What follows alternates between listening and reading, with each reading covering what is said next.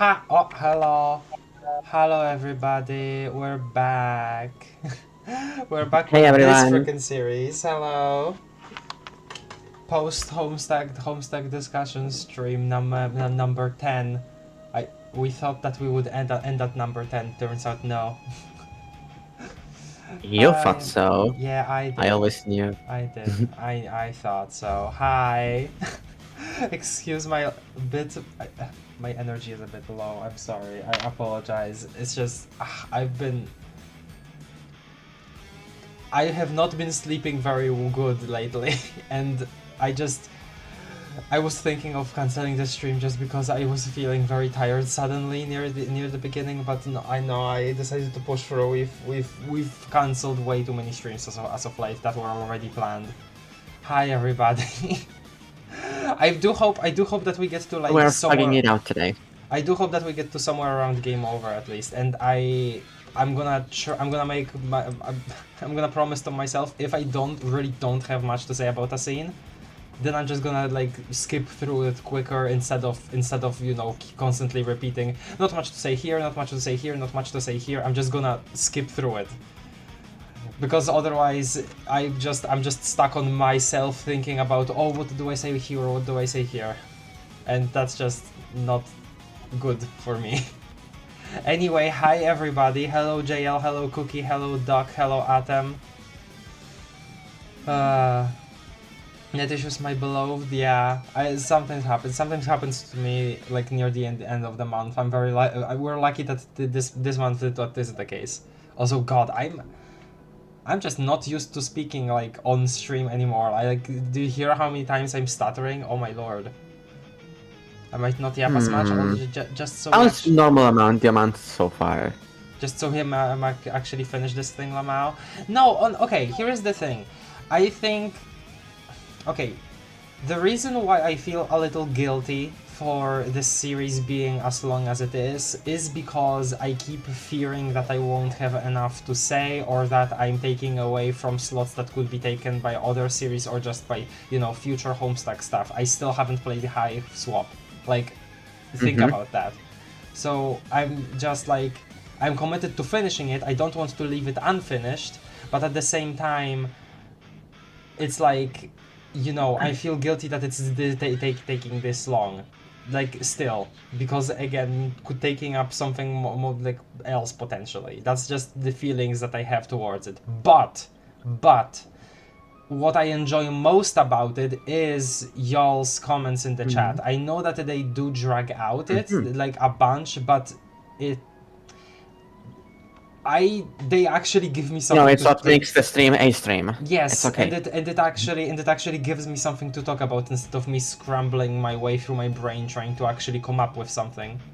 Which now I realize maybe it would have been better for me to just do a stream of reading the commentary, but meh. Too late for that. Although I have also been thinking lately, like, what if I just start playing Hive Swap anyway and then pick this back up another time, because honestly I'm just a little burnt out of doing this. Not that there isn't any interesting things in my mind for me to say about things in the comic anymore, like just going through it like this. It's just that I'm just a little burnt out of this specific format, and I don't know how to feel about it. It's just a feeling I have, but I want to finish the series anyway. We're getting close now. It's okay. We'll finish this thing. I would eat the dolphins included. Yeah, that's very good feedback. Hello, Donica Jr. I've also, as a little bit of an update on me, just in general me, I've been hyping myself back up for Deltarune again, and I said before that I would make a series of replaying chapters 1 and 2 on stream, but like when it gets announced. But honestly, now that I think about it, like I've been thinking about that lately, right? And I don't know if I might just have to do it like before it even comes out, like even before we even know the proper release date, because like it feels like when it's gonna actually like come out, which will like what date it is, I'm not gonna like play through chapters 1 and 2 in time. So I'm considering simply doing a Deltarune playthrough, like replay through, I guess, after Yellow, which we will pick back up probably next week. Next week I have plenty free, but some stuff to study for, but mostly free, and I should be able to stream a bit more. That's just kind of the stuff that I have in my mind right now. And I'm talking about Deltarune because, again, trying to hype myself back up for it, and I think it's working. I've been watching a lot of videos, again, about it. It's cool. Honestly, I'll probably just replay the chapters when it's almost time for the game to come out. Yeah, I mean, that's the thing, right? If I'm committing to streaming them, then that is what will make it take longer, right? With you, you can just do it like by yourself, and it will take probably barely any time at all. So yeah. Yeah. You aren't really leaving things out, in my opinion. Well, thank you, Doc. Also, I don't really say much. That's okay. Yeah, that's understandable, Adam. Honestly, wouldn't be opposed to you starting Hive Swap already. See, I know that y'all probably wouldn't be. I think it's just like some kind of weird sunk cost fallacy where I have committed to I'm gonna finish this before starting Hive Swap, and then I'm like, oh my god, this is like, I'm not feeling it, you know. Sorry that I'm being such a downer at the beginning. I promise I will I will actually start talking about the comic. Honestly, hello to not Terra Firma. Yes, you did hear Deltarune. I'm just talking about the fact that it will come out this year, which is crazy. Like, chapters 3 and 4 this year. My god. They came here so fast. I don't think so. Maybe not. Hello, Simin. I don't think I recognize you. Hello there. Spinning Roxy. Ooh, Deltarune talk. Yeah. Yes, Spinning Roxy. Spinning Roxy, a bug in the microwave, has been with us for a very long time now on this overlay. It's gonna be Delta year. Okay. One more thing about Deltarune, then we're coming back to talking about Homestuck. What makes me, I think, the most excited is the fact that, well, okay, this is kind of like chapters 3 and 4 releasing is kind of a deadline on how certain fan projects will feel, because stuff like Vision Cruise, Deltarune alternate chapters, or Deltarune Metropolis, right? Those projects are like still like coming out with new things, but the actual chapter 3 will release soon.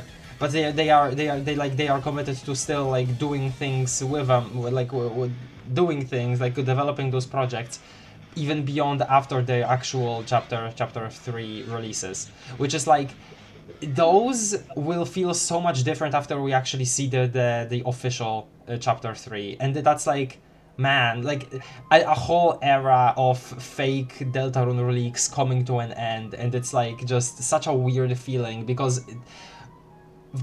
of how all of those that type of fan work has been like, has felt to observe.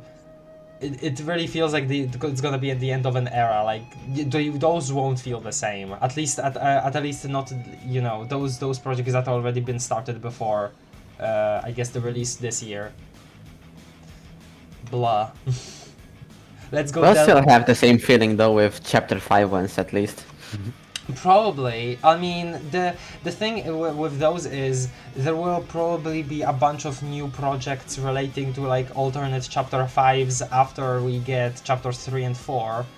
Yeah. And then that will be like also different than the chapter 5 like fun concepts that came only after chapter 2.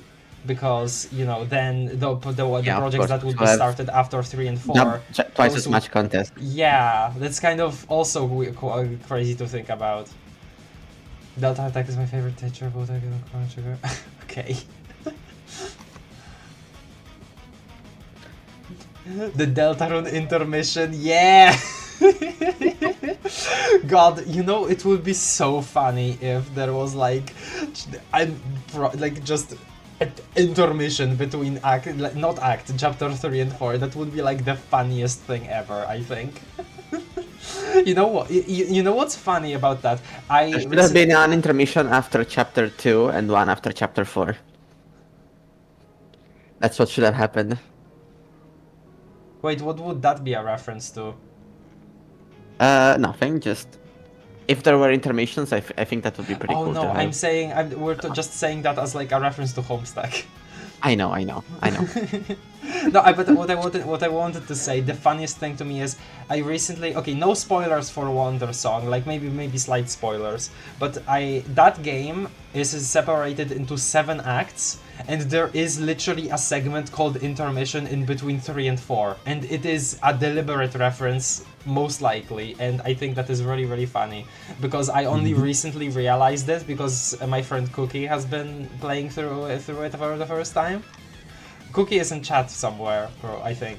And yeah, it's noticing that for the first time was really, really, really funny, and it would be really, really funny if Deltarune did that. But I mean, it's necessary. I am genuinely hoping for some kind of weird, vague reference to the Midnight Crew of the Shadow Men, though. Kind of genuinely hoping for that.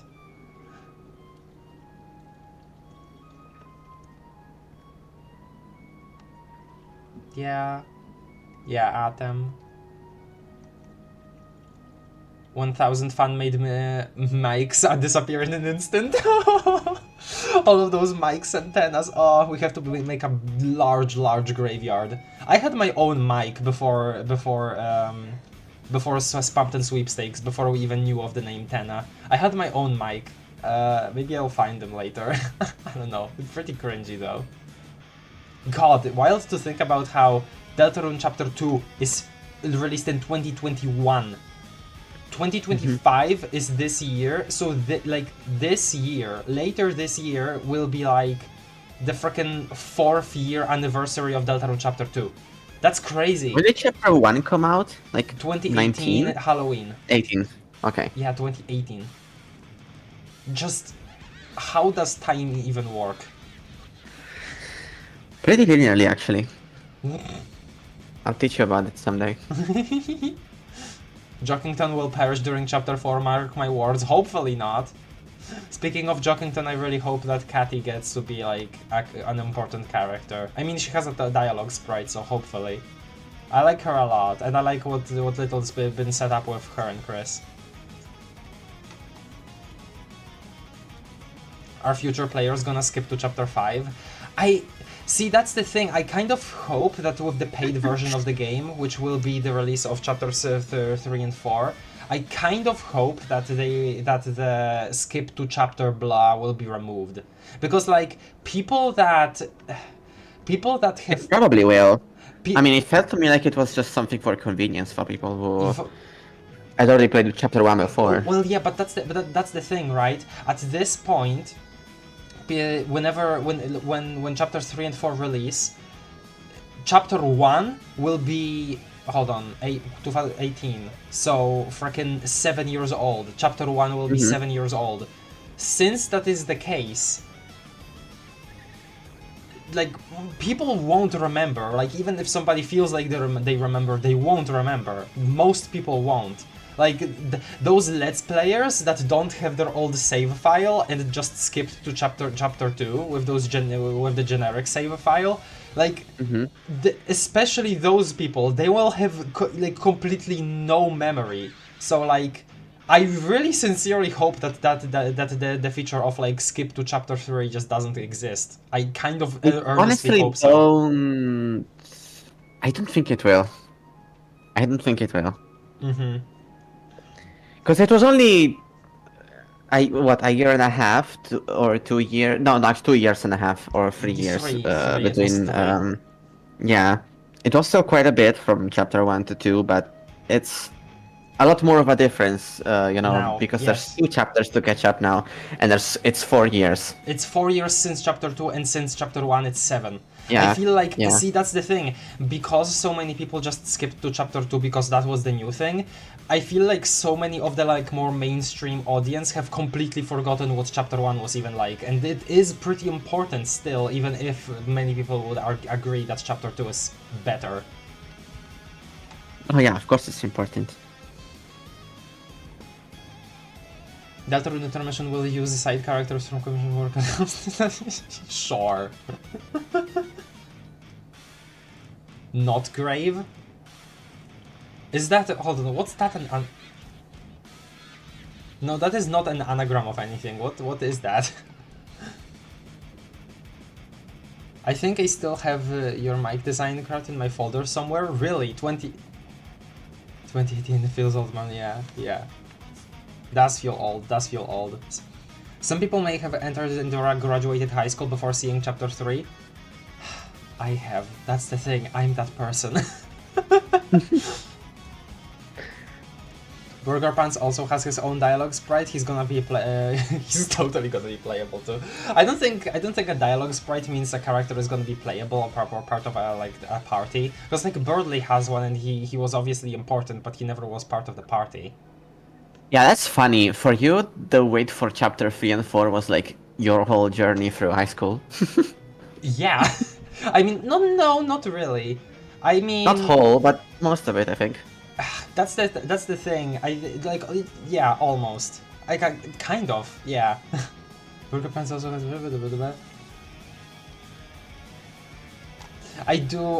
Oh, actually, okay. One last thing before we get to Homestuck, because I actually ran out of things. I have just this one more thing in mind. I have skipped a lot of the Undertale Deltarune newsletters. Would you guys, like, after I actually play through the Deltarune chapters 1 and 2 on stream again, like, after I actually do that, would you guys be up for, like, a stream of me just reading the newsletters? Because, like, I genuinely have skipped so many of them. Is that something that would be interesting?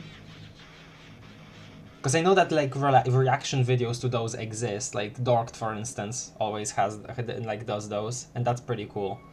But, yeah. Not grave is when Noel ties Jockington in a knot and kills him. Oh no. Craft confirmed, not a track freak. I am a track freak! I just haven't been reading, I'm sorry. Hard yes, as I have not been paying attention to those myself, yeah. Probably will be skipping like some of the segments like the frickin' GG interview. Because I saw that was pretty long. I still haven't read that, by the way. I said that I would, but I still haven't, and there's so many things that I like, oh, I need to do this, I need to do this, I need to do this still. And this, like, when it comes to like Deltarune Undertale business, and I just put it off for later, and then I feel guilty about it, and then I feel guilty about feeling guilty about it. Okay, whatever. Homestuck, guys. Homestuck, people. Okay.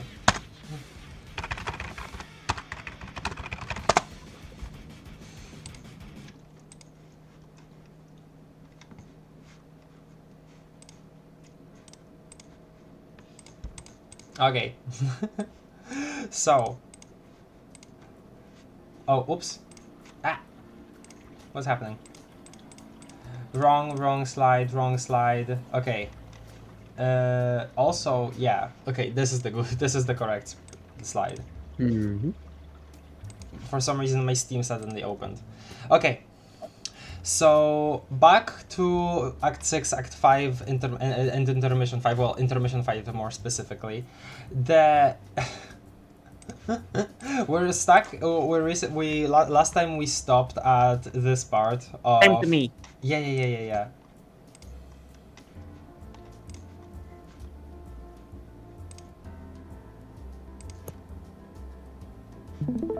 Nice. Homestuck time. Last time we left off at Spade Slick recruiting the Felt, and I've already expressed how much I love this part. I still think that this doesn't make any sense, and that the Midnight Crew pins should be in there. But I have already accepted that there are many things in this comic that are like, just there could be more. Well, I haven't really accepted it. I just know that it's a fact. There are many things in this comic that could be more off, and there just isn't. Whether to like cut time, which was definitely the case during the very last parts of it leading up to Collide, or just probably thinking that it would, a lot of readers would think it's a waste of time. I feel like I've read something about that before, because it's not always spite, it's not always some stupid reason like why Nepeta and Feferi became irrelevant. It's not always a stupid reason like that. It's sometimes it is just like, oh, there is this cool idea, as we would know from something like the commentary, which I have read some of now, by the way, or from the news posts. Like, there sometimes are just ideas, but they aren't executed, they aren't shown, just for whatever reason. I feel like there is too much assumption that in Homestuck at large, there is too much assumption that, oh, the reader won't be interested in this. Like, that isn't the main issue, because there are way more issues when it comes to like omitting stuff that could be interesting. But I think that's one of the bigger things, I feel. Like, at least that would be my like conclusion from some of the stuff that I've read the author write about their own comic here.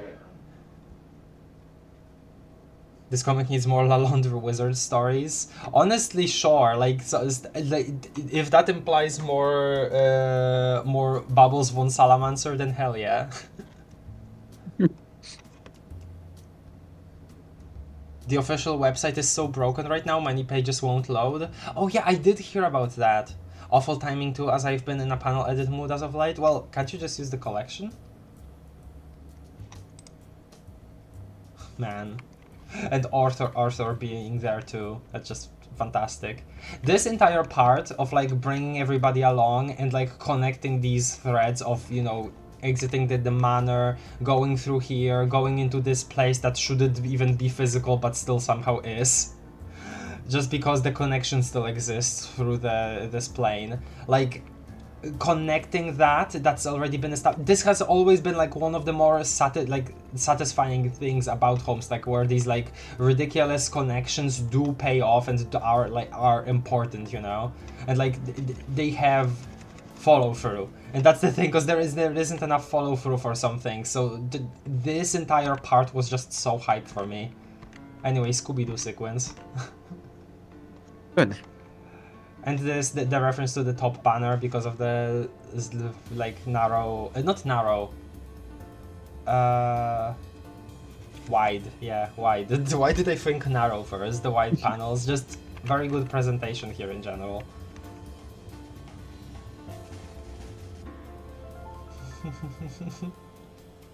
Biscuits, other biscuits, by the way, such disrespect. But it makes sense. It makes sense. It's him, you know. Spade Slick wouldn't care that much. They're going too fast. Poor those can't keep up. That's something that I've never understood. Like, can't he just like disable his power? Oh. I love this. For some reason, this just gives me so much satisfaction seeing this card. Also, just the knowledge that it's in Fiend Folio. Perfect. The thing that he couldn't do last time. And now this definitely makes the least amount of sense out of anything. Like, what do you mean? This just. I completely forgot this happened. What what do you mean? The clock just. Like the god tier clock just has like a door to the server out in like out in the furthest ring, and when this is perfect actually. And when you're there, it's just this close to that session. Like, when you think about it, if that has always been there, right? And that session has, well, okay, it's not always there because like the Slick lucked out with it being in view and him being able to set a path there. Like we know that that's like a whole luck thing and stuff. Just with like and special navigation stuff. Just because of old Calliope's more like talk with Jade later. But still, like this is ridiculous. Convenience.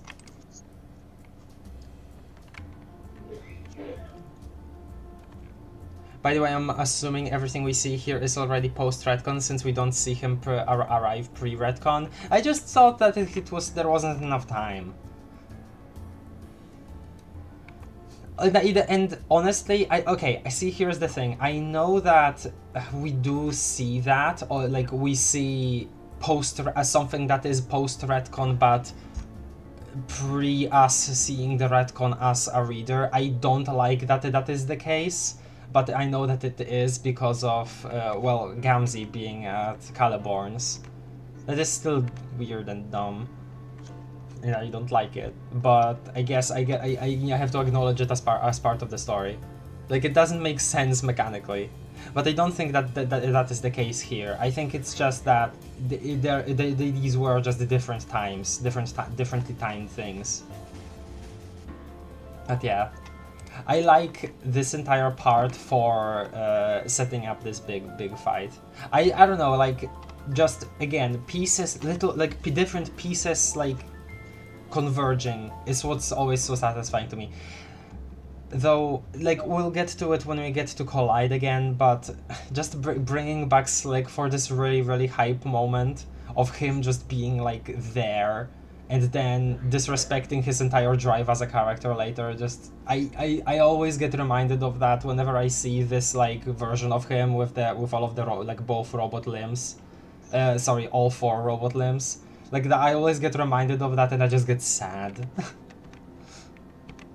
Zap, right? And this is this, and that is that, and that is that. And that I don't. I remember I absolutely freaked out over this scene of past John actually seeing like does that would mean that he has to remember now, right? Like this isn't that minor of a change. Yours like he is seeing himself. Wouldn't that mean that like something already like split? And the like if he did like this retconning John were to return. Wouldn't that mean that he would also be kicking out another John just because that John would now have a memory of seeing this John? Like, my brain. I don't know. Awkward. Yeah. And this. Yeah. Snog. Okay. Hello. This is nice. I liked this. How is that your reaction? You're seeing a human get decapitated. You don't even know why you're seeing a freaking adult Dave. How is rolling your eyes your reaction? Shenanigans.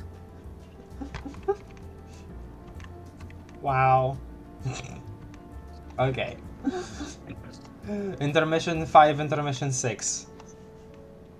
Yeah, this is him being happy over conquering all the planets and getting his final squad members, and being happy over them being so strong, like he likes them to be. I like the diagram of the Incipisphere so much. Yeah, me too. Something about the dead zone beyond Dearth, where reality starts to break down. Yeah, or well, yeah. It honestly starts to break down. Incipispheres are just really these bubbles of stability, which, by the way, I remember. Okay, so basically Azur is currently reading through the commentaries and sharing some of his impressions of them, and I've read some of his impressions. I've read some of those that he's posted screenshots of. Something that I've particularly found interesting was that well, okay, see, here's the thing. Obviously, all of the commentary from the books is word of Huss, because as many cool ideas that they recall having in the past, there are also many things that are just like, that I would absolutely hate for this to be included in the actual comic, you know? So everything has to be taken with a grain of salt. But I really liked the I guess it being pointed out that incipit-spheres themselves might also be these bubbles of more stimulated reality, also blown by the horror terrors. Because essentially the larger cosmos in Homestuck is this, you know, just empty area all inhabited by all of these ginormous monsters, and then this, like, you know, stable reality, corporeal reality that we know of is considered like this very, very small speck in the grand scale of everything. And I like the idea of that, because then it also made me think like, okay, so is Skaya related to this? Because then that commentary described Skaya as this sort of nucleus that allows that for it to be the case, and obviously that would also connect to the fact that Skaya is the thing that houses a new universe once it's created. And so whenever and then when you think of that, then you think, okay, so is like Lord English's Technicolor cracks, like, are those related to the same sort of power that Skaya has, considering that those also stabilize the unstableness of time and space, like along all of the furthest ring. Like, thinking about that kind of stuff, it's really interesting, and I wish that that sort of more specific mechanics were explored more, like, clearly. The fact that, you know, the most you get out of that kind of stuff, especially again during the second half of the comic, is like just you thinking about that yourself, not really that being important or like shown in any way proper in the comic. That's just a little sad for somebody like me, you know.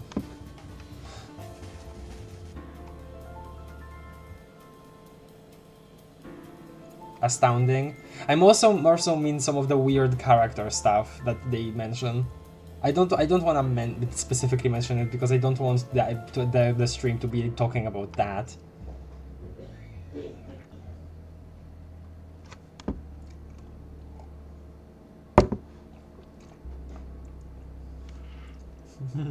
Yeah, the thing about Slick. Yep, not Terra Firma, absolutely.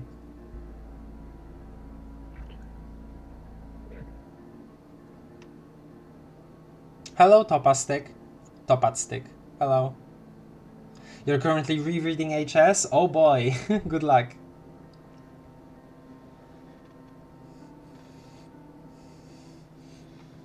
I've only seen one fan project ever acknowledge that Dave saw the Midnight Crew and it's burning down the house. That's awesome. The fact that I genuinely was really looking forward to that happening, and then it's just like that fact not being acknowledged at all. Oh, that made me sad, man. Jack! The fact that he's here. Oh, man. What does he say about him here?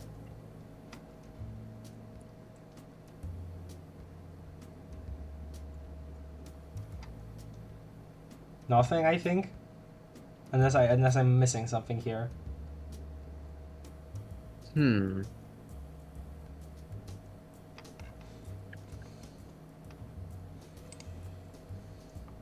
Booyah! I like this panel specifically.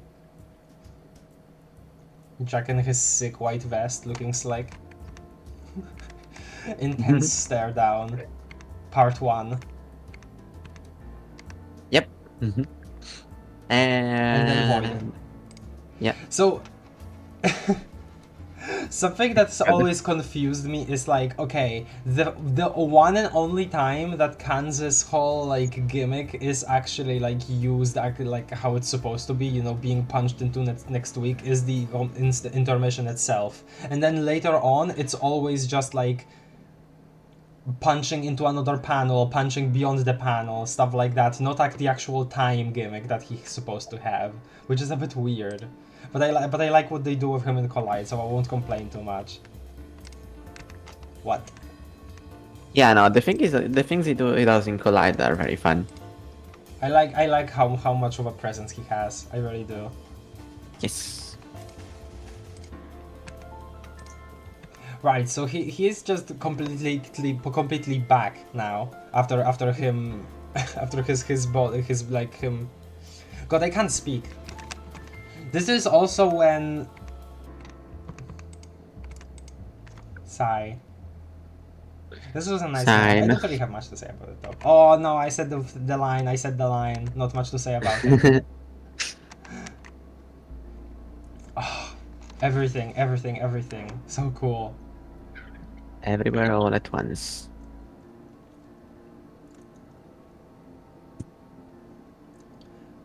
Just joined. Who's winning right now?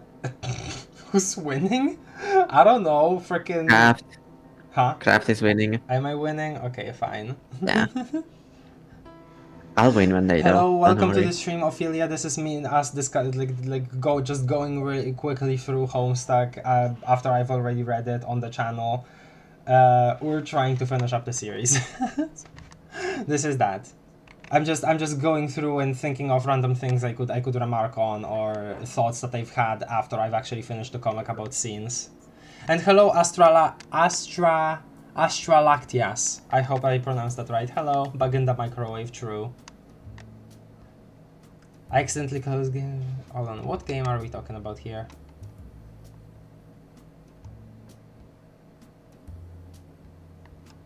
I have read part of Burning Down the House, but I haven't gotten around to getting past the game thing yet. Oh yeah, I know that they have a game thing. Okay, They have a game thing? You guys were talking about the game thing. That was the game I say that thing. while I don't even know what you guys are talking about. Burning Down the House is I mean, I assume it's an MSPFA, but yes. I've never heard of it before. What? Luna, No. Think about that again. You have never heard of Burning Down the House? Never. How many times have you First time talked I'm hearing to... that name. How many times have you talked to Ice? I think 36 times. And none of those times she hasn't mentioned that? Like, she has mentioned the comics so many times in our chat alone. I don't think she has, no. She has! That's where I know it from. She keeps mentioning it. No, not to me, I mean. Okay, not to you, but in the chat, yes. No, you're fine. You can keep talking about it if you want.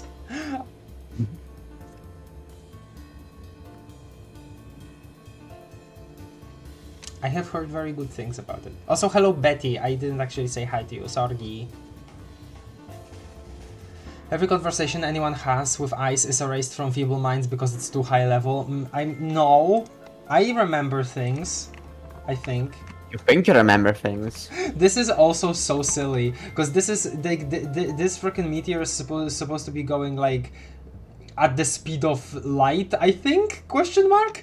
And yet they have enough time to like pass by this planet like this before like actually contemplating like going there. Like, I know that light isn't instant, right? That's the whole point of measuring the speed of light, because we actually do know that it's not instant, but still, like, it's pretty quick. Like, dude. How do they even 300,000 kilometers a second is pretty quick. How do they even have time to have this conversation while they're contemplating hopping onto that planet? Maybe it's like Dragon Ball, you know, where people do things really quickly, but the show just, wants you to pretend that makes sense. I mean, I think that's a lot of Homestuck. I mean, so many things sort of happened during this time span of one day before. And then, like, after two, like, God. I think the exact combo coming up, Dave says it's actually light speed, but they've been tricked into believing bonus logic. Okay. And, okay. I haven't been...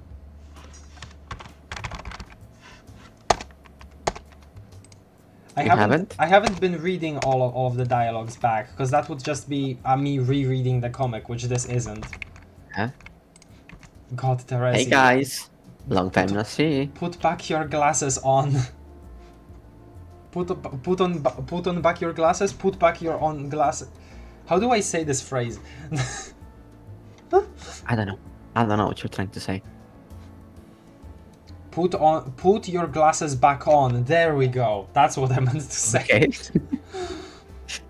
Chat, kind of off topic, but should I get this? Have a look at this. Miku Garfield U2s, yeah. Yeah, it's official. Another fun physics fact is that everyone is traveling at the speed of light, but most of the movement is through time instead of space. What? I don't even want you to elaborate on that. What? Speed of light is a valid class spec title. Please don't get that. I think it's a cursed object in it that will eat you. Ah, interesting. Okay, let's continue here. So we got the possessed Jade. Or well, mind-controlled Jade. Yeah. And god, this is such a good panel. This is also such a good panel. Right, this is a good flash. Yeah, it's this one. The waiting montage.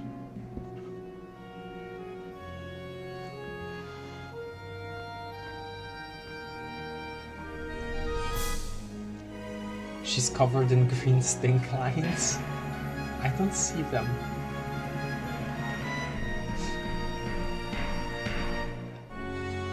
This is where the actual main part, deepest sigh of all. Oh, and all of the trolls that he doesn't actually know what they look like.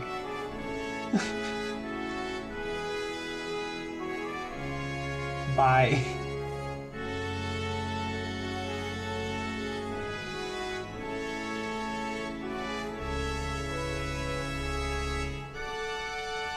Yeah.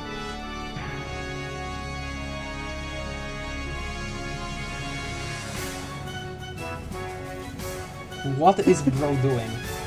This is a very good S page. I don't even have words.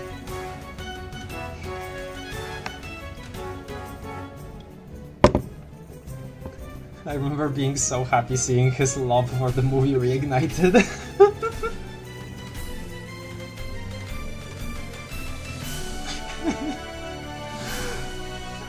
I also remember screaming Homestuck at this.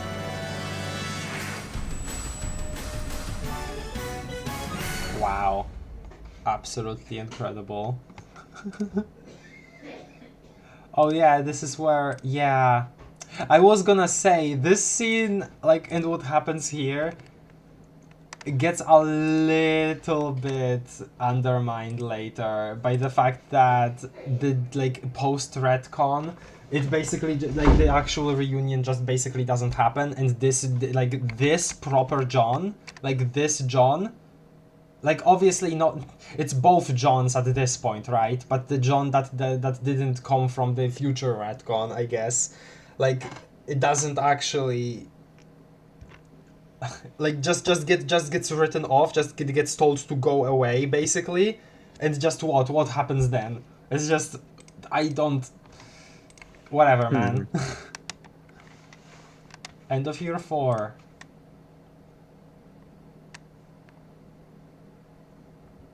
Disc 3. And this is where we get Caliborn moment.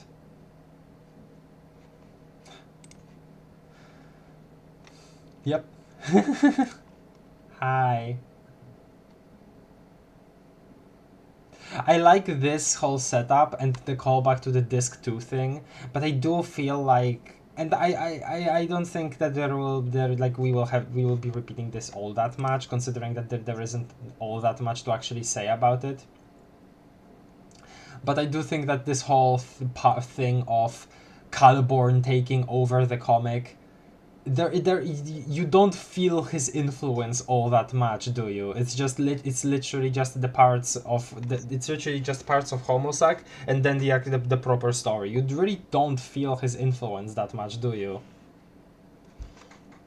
It's yeah, the end. Yeah. Goodbye. Act 6, Act 6. Because he gets like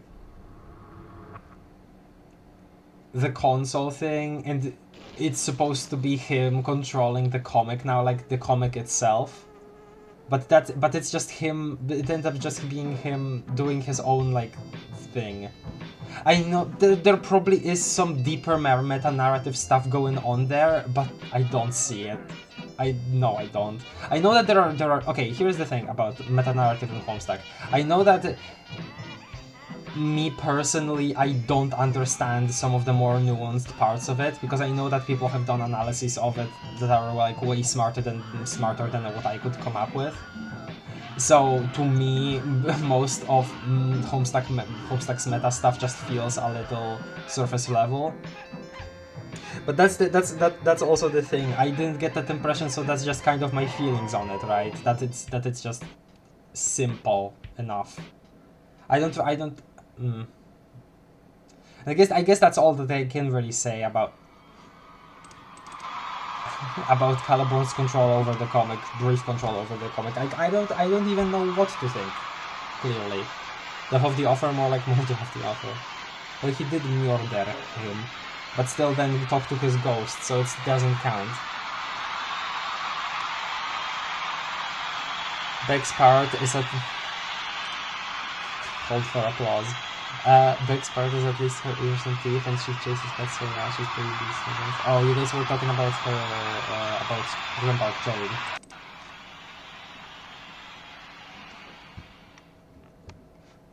Begin Homestuck, there it is. I do like the payoff, I guess. Lordling. Yeah, all of the badges, which I again thought that they could have been utilized a little more. Blah.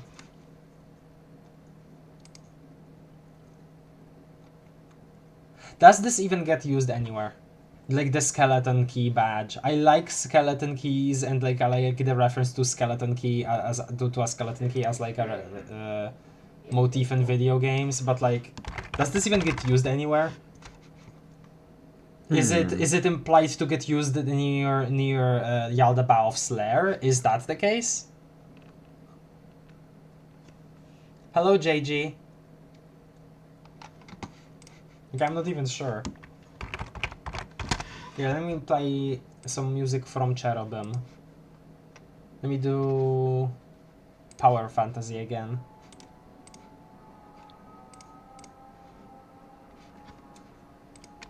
I dream I am this cherub that has done all of this. Beautiful. Okay, what I was saying before, I like the payoff of the one panel. That was like Homestuck all messed up. It's this. But how that connects, how that image made it back there, that's unclear, and I'm still confused about how that even works. It probably just doesn't. It probably just is silly. But I wish there was some kind of connection, proper connection. Yeah, him messing around. He has the control, he can do whatever he wants with this character. Even though this isn't even the actual character. Just his version of him.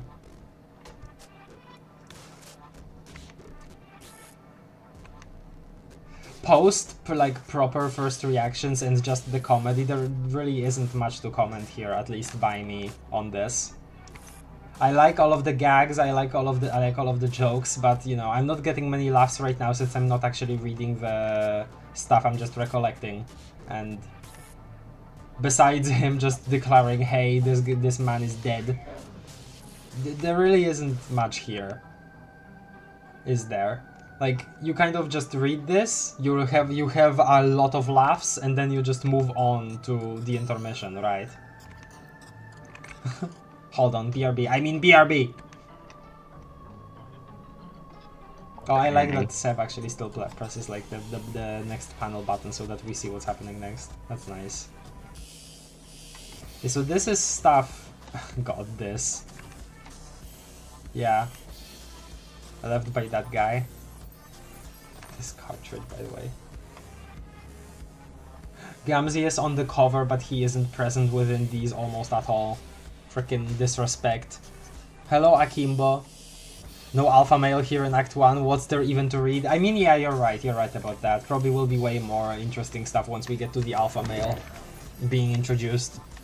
You know what they say, when you're reading Homestuck, skip to alpha male. It's way better.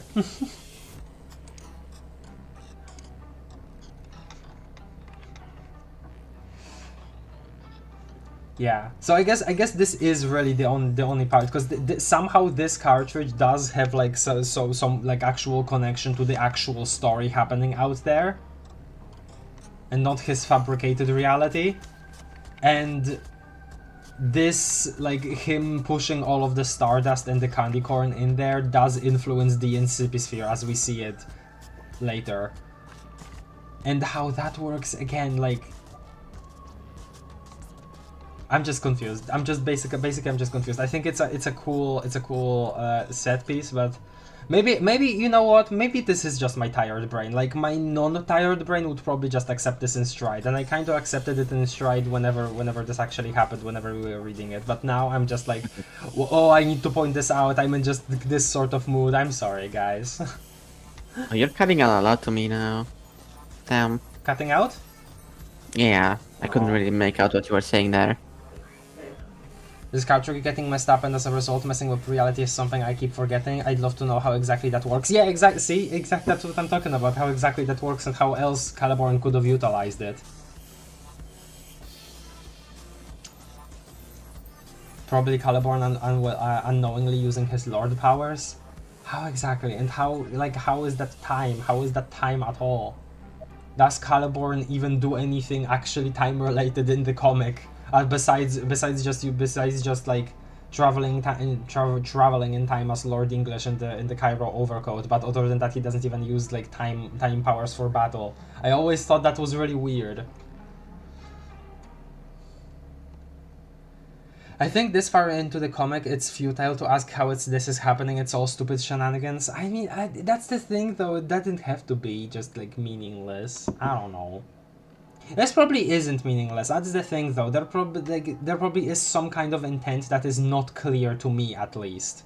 I always have to remember that, because sometimes I do read something from the background of the development of the comic, and I realize, oh, that was the intention. Okay, weird that I didn't get it the first time I read it. Like weird that it wasn't that clear to me.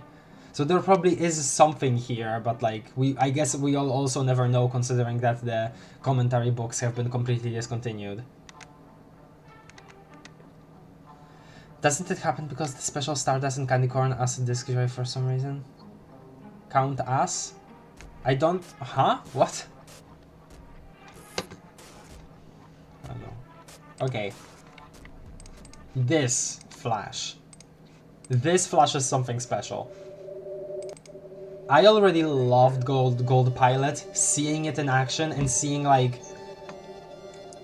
you know, this after especially after our long break, because we took a break before getting to Act 6. Mm-hmm. So seeing like this as our proper reintroduction after that break, that was just so cool. The meteor coming in.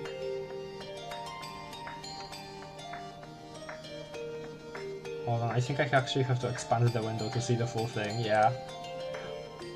Oh. So cool. Just so cool. These are those Web 2.5 shenanigans. All of the like things going on at the same time. Such advanced technology. And yeah, her stealing the Earth.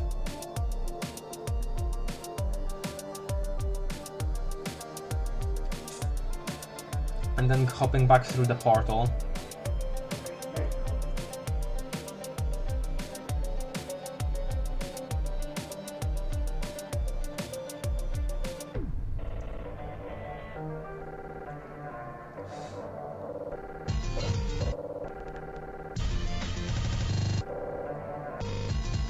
Yeah. Yep. Then it goes away. God, this is so cool still though. I love Gold Pilot so much, even though obviously a lot of Homestuck songs weren't used, you know, actually while being related to the actual thing they were meant for. This isn't the Psionic, but this is still someone piloting something, so I guess it counts. True. Right, yeah.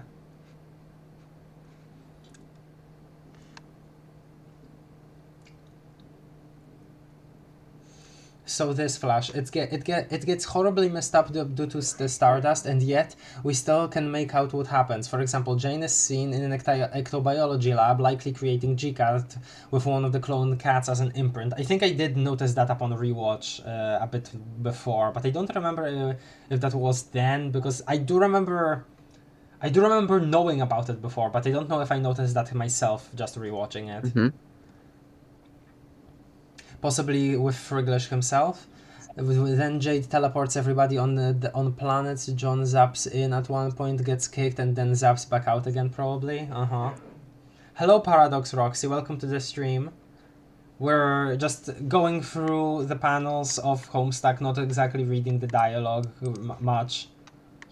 Just rethinking about everything, about all of my impressions, or like from the past when I actually first read the comic. That's basically what this is. That's basically what we're doing.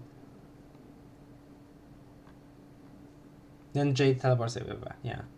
Gold Pilot, my beloved. This is one of the like 6 songs I listen to on a regular basis. Very understandable. The vibes are absolutely immaculate. And hello, Sammy. Hello. God.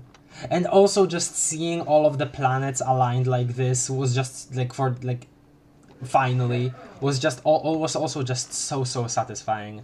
So are you guys like hearing very loud coughing and sneezing noises from me or no? Cause my dad is really sick and he's making a lot of noise, but I don't know if y'all can pick that up. We don't. Don't worry about it. Okay. Oh, speaking of, how is the audio balance? I didn't actually ask this at the more like nearer the beginning of the stream. Like the... Nice. What? Tell us. Yeah, like whenever we were just now watching the Flash, for instance, my voice, the sound from the Flash, my voice compared to Luna's voice. Everybody is sick nowadays. I got sick like twice just this month. It was crazy. Love how Prospit on this map looks like a traditional crescent moon to symbolize it getting blown up by Union Jack. Yup. Yeah, it's normal for a lot of people to get sick and in the winter, but I'm noticing it a little more lately. In the past couple of years.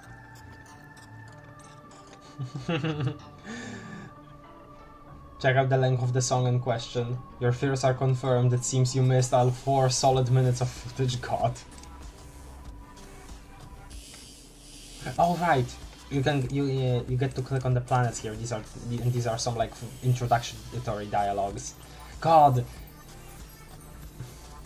I still don't think the actual idea of the retcon was that bad, but it like erasing all of this proper interesting drama is honestly a lot of a shame to me, because there was such like the pre-game over section of it all had so many like little threads of like people, the characters trying to realize themselves in this time of like a completely unexpected crisis. Especially I'm thinking here about Rose and Kanaya, about Rose trying to put matters into her own hands again, like actually take hold of her life again, and it just gets erased. That just gets rebooted, and the actual like idea of the retcon is not that bad to me, but the fact that like what it does, what exactly it erases from the story, that irks me. That irks me.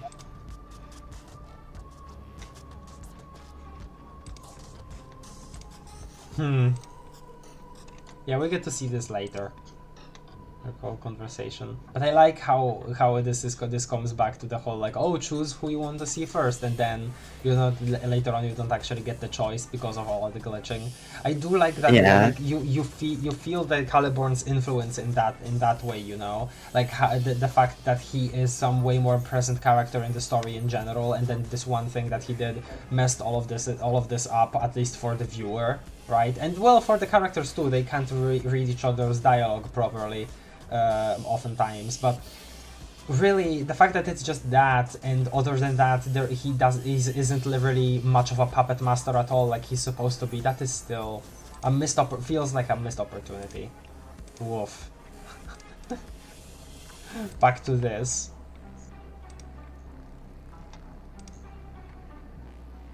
Yeah. I like, man.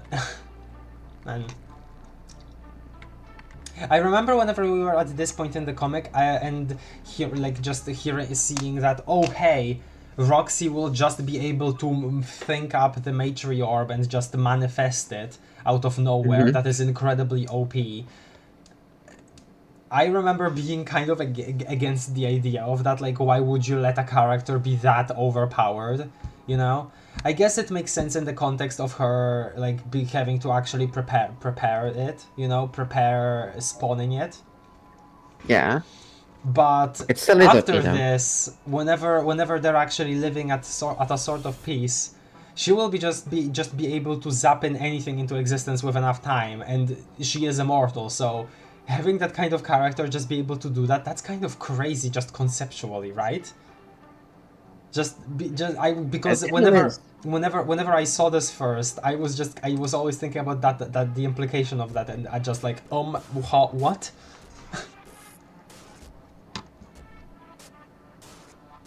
You were saying something, Lona. I'm. Oh, nothing. I was just agreeing with you. From the instruction manual, just plug the cartridge into any Universe console port to unlock a variety of exciting new gameplay features. So the cartridge can be plugged into anything? Right. Though, again, the actual like control part came from him messing with the physical cartridge. It didn't seem like it gave him any power. Or didn't even seem like he needed to put it into the slot. So that was also weird to me.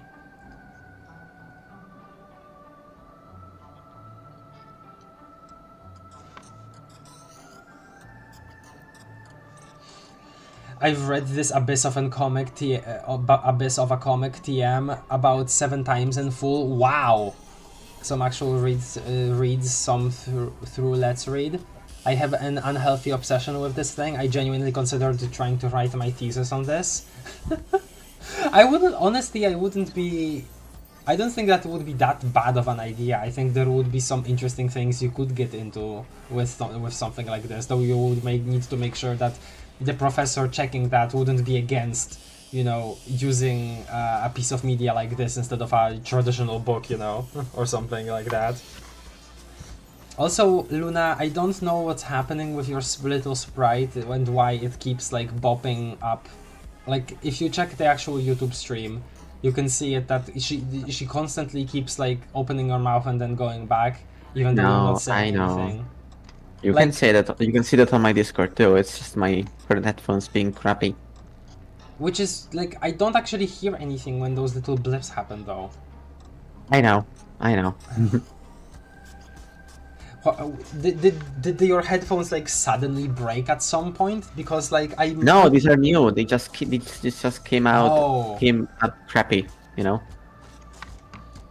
Here we learn of Condi's plan of creating the universe for herself so that she can revive the troll race and be a tyrant again, this time free of LE's influence. Yeah, I really liked that part of it, not because I thought that it was a good plan, because obviously Condis would love to just absolutely frick up all of these people once more. But I liked it because it made sense for her, you know. Obviously she would just want to get back to square one of it all. And I like the idea, the prospect of her really trying to escape Lord English through like all of these multiple universe shenanigans. Which she sort of does, really, because whenever I was at this part of the comic, I was still imagining that Lord English would somehow enter this Incipisphere, and he doesn't. The closest thing we get to that is freaking Union Jack, which more should have been done with Spade Slick, and more should have been done with Union Jack when it comes to him being actually possessed by Lord English. Like, are you kidding me?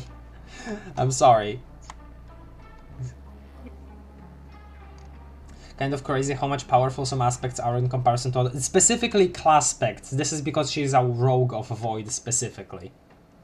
This isn't just a general Void thing.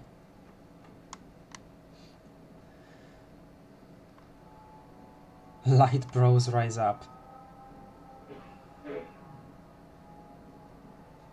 The prospit? Yeah, the prospit. Okay. Taking a whiff, smell in the wind. Bye. Searching for John Egberton. Oh man. Oh. This is the one scene that I really liked. That we talked a lot in like with chat about. Remember, Luna? Like talking about what Dave's actual feelings are here.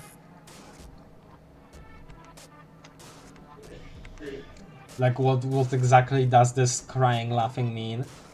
I remember that. Honestly, I don't know if I want to retread that ground here, but I just recalling it. We had some discussion about this. Yowie Homestuck, oh my gosh, hello Voft Dubs, big fan. Yes, we are homestucking, and we're just going through these panels, not exactly reading much of the dialogue or narration. Because I've read all of the comic on stream, we're just going through it again and thinking of various things that I didn't think about talking about the first time around. Hello.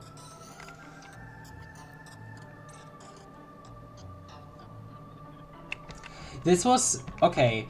I will mention one thing, is that I really like these pictures, and okay, well, see, again, I'm struggling to remember what my initial thoughts here were, because I interpreted this as him genuinely having a reaction of, I guess, happiness, because he, despite him thinking more of the, you know, his actual troubled childhood, him being able to have some kind of fun in his life, I guess. Like you win past Dave, right? In my mind, that was him realize. I don't know how to word myself. My brain is way too fried today. There's a lot of threads that Hasi introduces, doesn't really pick up ever. A lot of... oh gosh. My freaking... I guess I'm gonna abandon this topic because I don't actually know how to talk about it. Just go back to my initial reaction, because I don't remember what exactly I was thinking here. I wanted to start talking about it again, but I fumbled, blah. But yeah, agreed. That's been something that we've talked about a lot during these streams. Like, I don't know what exactly to bring up right now about it, but there have been a lot of those things. That the conclusion was just there should have been more of this. I think mainly when it comes to the Midnight Crew and the Felt. Just because I like those characters so much, I've always felt like there should have just been more of them. Not necessarily because there are many storylines with the Felt that can be followed up on, but definitely some stuff that could be followed up on with the Midnight Crew and how Spade Slick gets treated, which again been mentioned during these streams a lot. That's one of the main things that we've talked about. But also more recently about Caliborn and how even as Lord English we don't see him too much as a puppeteer. That's also been something that we've mentioned a bunch. Remember James from yeah, I remember that too. That was really surprising. To be fair, we already okay. Yeah. I don't really want to remember that as some kind of flex or anything, because I feel like I remember somebody from my Discord trying to do that, my private Discord trying to remember that as oh my god, that was so cool, but I always feel so anxious about remembering those kinds of things as oh my god, am I being too proud of that? I don't know why. Is what I'm saying even making sense? I feel like it's way too late and I'm way too tired for my words to be making any sort of sense. Luna, back me up here, please. I feel so awkward today for some reason. We have had such a break from streaming that I've just, from streaming this series at least, that I don't even know if anything that I'm saying makes sense. Luna? Oh, Luna is muted. Great. I'm stuck here being crazy. YouTuber with under watch that. Well, I'm glad. I'm thankful. I'm thankful.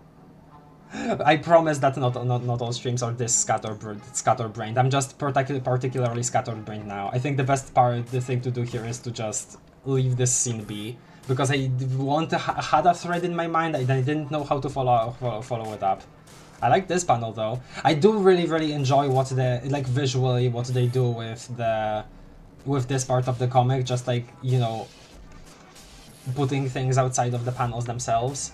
It's just a really cool stylistic thing to put at differentiate this part of the comic from others. I remember some people. I remember there being like one person I saw once trying to say that it was like somehow pretentious, which was really funny to me because why? Crazy. I was crazy once. You could perhaps. Oh, you're stuck. Homestuck perhaps. Thanks, you guys.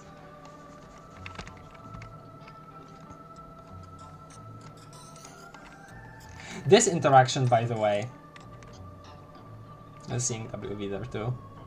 So this isn't exactly okay. They start talking about it here, but the whole Dave's fate thing, that's also related to his tapestry back in the Prospect Castle in the one walk around. I'm still like my whole headcanon regarding Dave's entire thing of like, oh, he will defeat Lord English as it is written in that tapestry because Lord English is the quote-unquote pimp in the crib. But he doesn't really end up doing that, does he? So I've always interpreted that as it's talking about Dave Sprite and then later Dave Peta that does that. Because Dave Peta is really the one that actually fully brawls with Lord English. Which would be also kind of weird that it's like... I don't know. Like, what do you guys think? Like, why exactly is it always... Do we always like have all of these threads of Dave specifically doing that? Like, they even prototype the ringer back into the Khaled Welch here, specifically because they're talking about how this is supposed to be Lord English's weakness, and it doesn't even get used as that. Like, obviously still used in the battle against Union Jack, but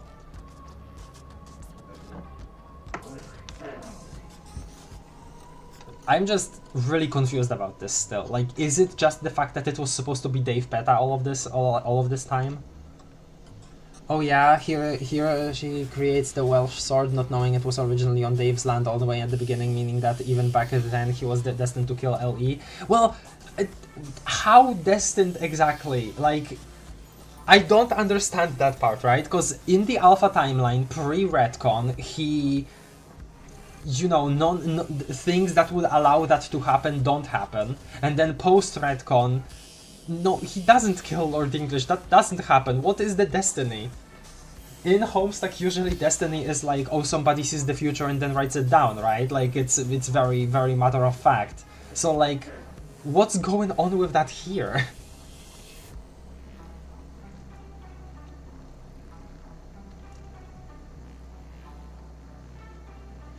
Andrew playing 5D chess with technicalities? I don't understand the strategy then. I'm just here for the funky little guys. I see shapes and colors and say, yo, that's so cool. Yeah, that's completely fair. Most of these thoughts, obviously I've had some of these gripes while I was reading the comic itself, but most of this type of thought came only, you know, in retrospect, me thinking about stuff only after I've read about them. Most of the actual fun of Homestuck is reading all of the, like, interactions, which still could have been more, like, unique ones, could have been blah blah blah blah blah. Again, most of my actual criticism and commentary of this comic is there should have been more of the comic. Like, you guys know me already. Yeah, basically, like, it was a version of Dave, but not the Dave, I suppose. Still, kind of weird that we don't get, like, that underlined at any point. You know, there are so many things that you could, like, suppose that was the point of something, or that's how it worked, but it doesn't really get underlined by the framing of the story much. Like, we talked about how we talked about the whole thing of like the grander cosmos being ruled by these horror terrors, and then our corporeal reality being just this such a small speck, something so rare in the grander cosmos, and not being as important as we may see it as. And then here comes Lord English being able to like massively one by one murder these tentacled beings.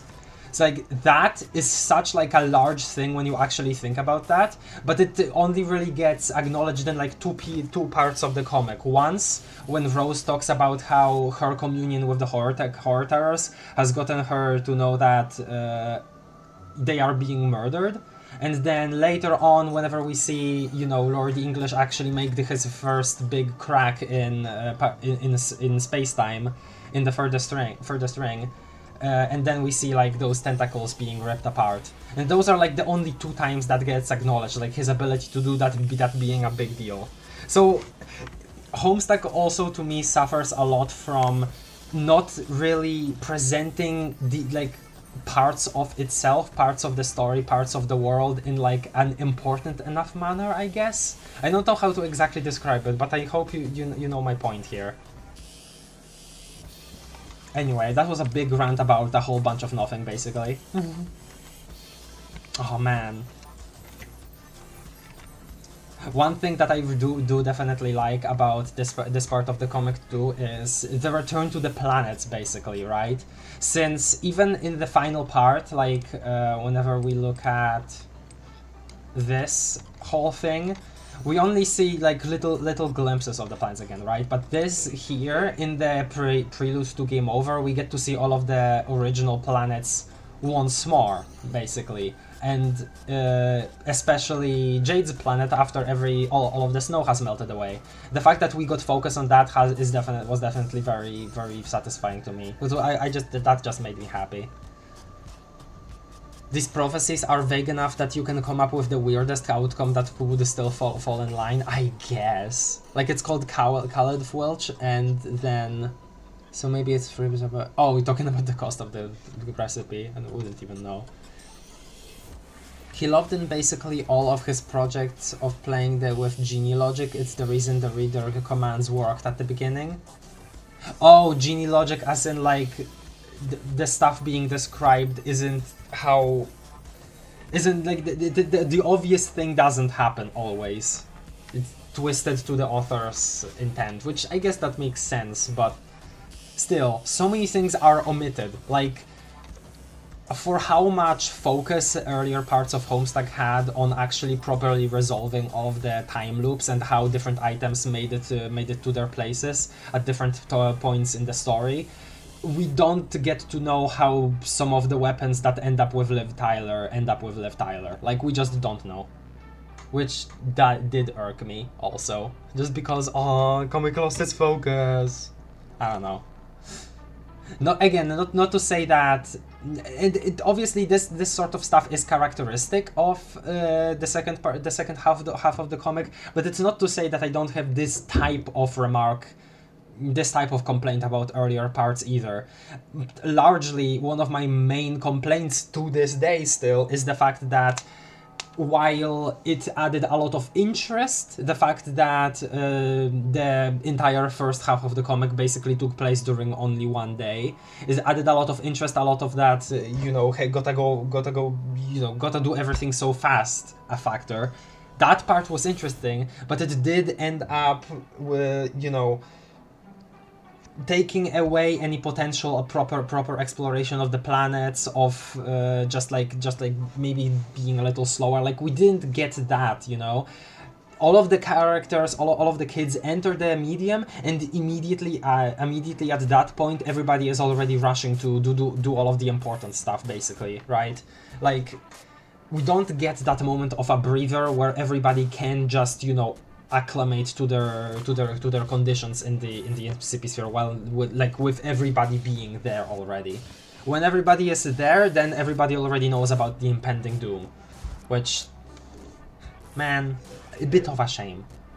Because while we see a lot of things happen, not many things actually move in the grand scheme of things, because of the fact that in universe it all takes place during 124 hours.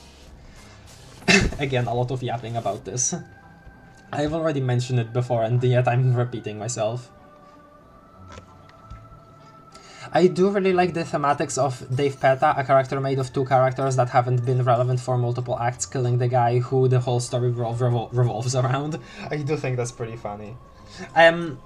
I definitely still think that Dave Peta as a sort of solution to Dave Sprite's entire like thing, like because Dave Sprite obviously is a complex character, has obviously since the beginning had struggles of his own that were unique to Dave Sprite as opposed to I guess Alpha Dave, and for like, you know, those emotional struggles, struggling to interact with others when he isn't the quote-unquote real Dave, that sort of stuff, for that to be brushed away by him merging with another character and suddenly everything is better, that is definitely still strange, but Dave Peta is way too good of a character for me to care all that much about it. I still love and deeply appreciate all of the dialogue that the Dave Peta does have in the comic. Especially stuff about, like, I guess them talking about their own, you know, feelings inside. Because I remember whenever I was at the point where they were talking about, like, hey, like, what gender am I even now, and like them comparing it to Jasper's and Rose merging, with that still being female because, oh, cats don't have like just the kind of idea of gender that humans have, then maybe you are something else, like that sort of stuff. Just getting that explored, you know, the implication of that being properly discussed, that brought me back to the earlier parts of the comic, and I really liked that. So, again, Dave Peta is too good of a character, too well written of a character, to me at least, for me to get too hung up over, you know, the actual flaws there. At least the flaws according to me. I don't know. I don't like this part much, Karkat disrespect, yeah, a bit. Like, Karkat just being used as a demonstration, but I like this scene because there is an iguana there, I don't know. He was too committed to the bit and drugged out with it, okay. I don't know if I would describe it as that. It's like the irrelevance being the weakness to relevance. You know what? That's actually a really funny way to read that. I like that a lot, actually. The Dave Peta and Lord English thing. We also learned that Condi needs both Karkat and Kanaya alive to talk to Echidna, which I gotta ask, how does Condi know about it? I don't know. I don't know how she would. I don't know. Maybe she... I actually, wait, no. Didn't she try herself already? Wasn't that the case? Although, when would she even have time for that? No. I think it was one of these hosers trying to talk to her. I could probably find that out if I actually read the dialogue, but we don't have time for that. I've actually tried to work this out, it took a week, but if we skip over the meteor, then all of the action bits of Homestuck is about a week and a half.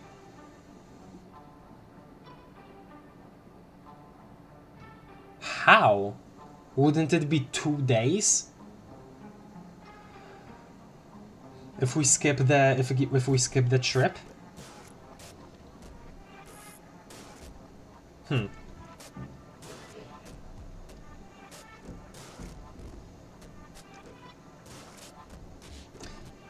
I really dislike Dave Peta, so I take full issue with the whole all your problems are solved lickety split. I see, that's understandable. I mean, if I refused with Peta, if I were refused with Peta, I would be better. I would feel better. I understand that too. It's funny. Not just him being used as a demonstration, but also being portrayed as an absolute scaredy cat even more than usual. Oh, Karkat? No, yeah, that makes sense. That makes sense. Though, still, he is just like... I don't know. Maybe we'll talk about it a bit in a later scene.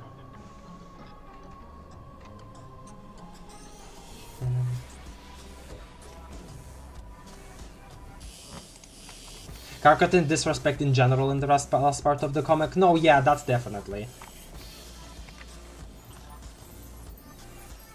Kind of wish the implication with his, or the implication of his denizen being Abraxas was a little more explored too. Like, what does Abraxas even do? Like compared to like Yaldabaoth, for instance. What's the attitude? What's the agenda? Yeah, this happens. Why? Not even treated seriously. Like, obviously he gets revived, but like, dude. Shout Paul. Wow. And then zap again. So they're chasing each other. I do like the format of this. I think I've talked about it before. Well, I not talked about it, but I mentioned before, and not think. Yes, I did. The fact that it's a return to the whole choose which person to go to, and then that breaks, which underlines the I guess influence of the Stardust. I like the visuals of the Stardust if it's anything, though again could have been a little more with Caliban's influence.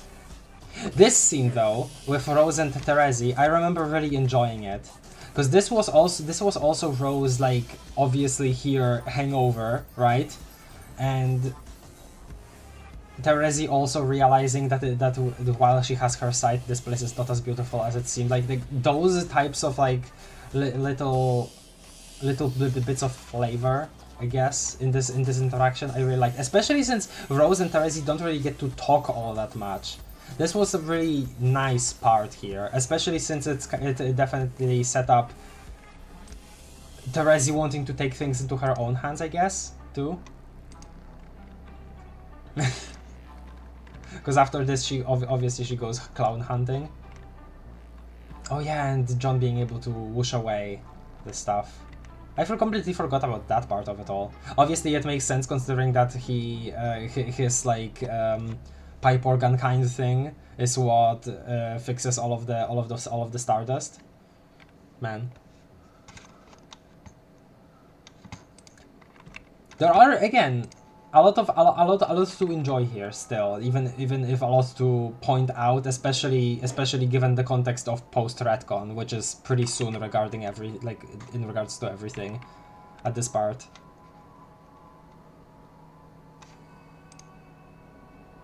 Man, why is Luna not here anymore? I feel like a crazy person not having anyone. Though maybe that this is good for me though. Most streamers don't get to have a co-host, so maybe it's good for me to just be with chat and chat alone. Hi chat. Hi viewers. I appreciate you being here and commenting. Act 6 character is fine and funny sometimes, but he's kind of a wimp. Okay, maybe this is a bit of a weird view of him, but I have always seen him as a little bit of a wimp.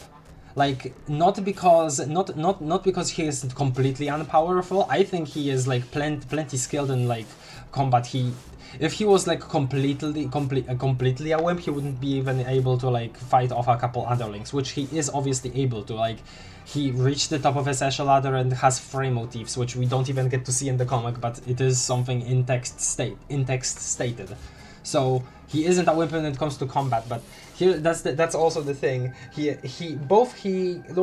Terezi, Kanaya are the people that aren't god tier in this situation, and I guess Karkat being the person that for a while on the meteor has kind of been neglected.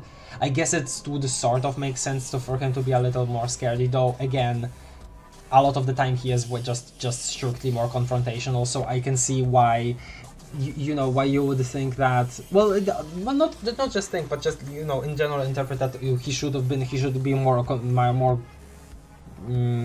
confrontational in general, regardless of the circumstances. But besides the wimp part, just in general, not respecting his character enough, I guess I can feel it in general. But whatever. Not whatever. Yeah.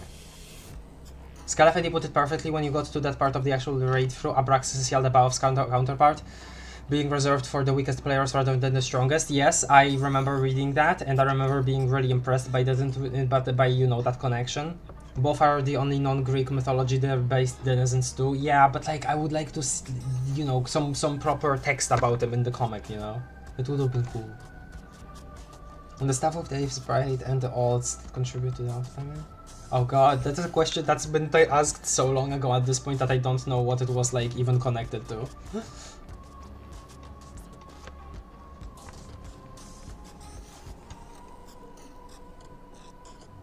You guys like June Egbert? Yeah, sure. I like June plenty. Though when we're talking about Homestuck itself here, we're just, you know, referring to John as John with he, him, because, well, post-canon is in general just a sort of, especially now, just considered as, you know, a separate thing from this, what we're looking at right now. And I think see, okay, the reason why I also just don't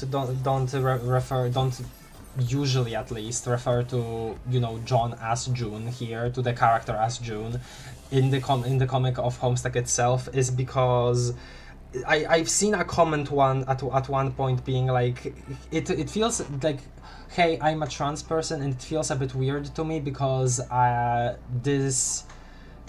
isn't any text in the comic, in the proper comic itself, like hinting at that, and so for like this thing that hasn't even happened in post-canon to be treated as that, it feels a bit weird.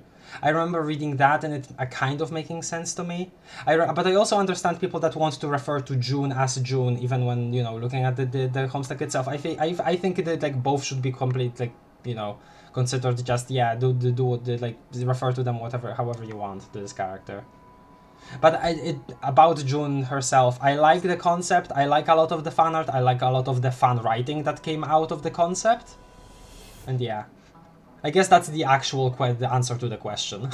Sorry for going on all of that big tangent, sorry.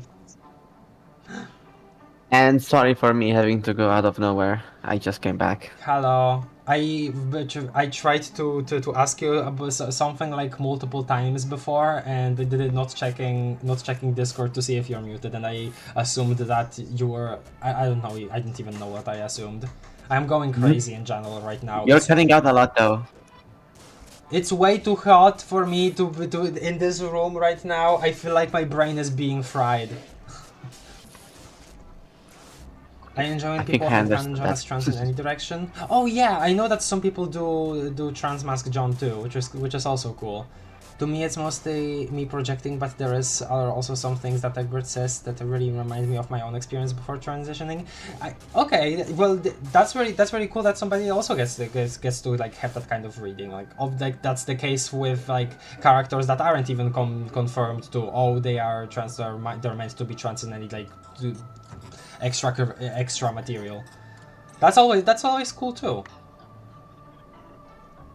I barely have any headcanon like that anyways, except Dave being having albinism. God, I can't read today, I'm sorry. That one I'll subscribe to till the day I die. Yeah, I know that a lot of people like that. I know that a lot of people also give like human stack Karkat albinism also. I like the concept of that too. If I may, in Hassi's defense for not fleshing everything out to a Tolkien degree, he had been doing this one comic for 7 years and like 5.5 if we take away the breaks. They kinda wanted out towards the end well, yeah, I know that. I definitely know that. Here's the thing to me though. I feel like a lot of like the losing, I guess, direction, losing like threads or like plot threads comes down to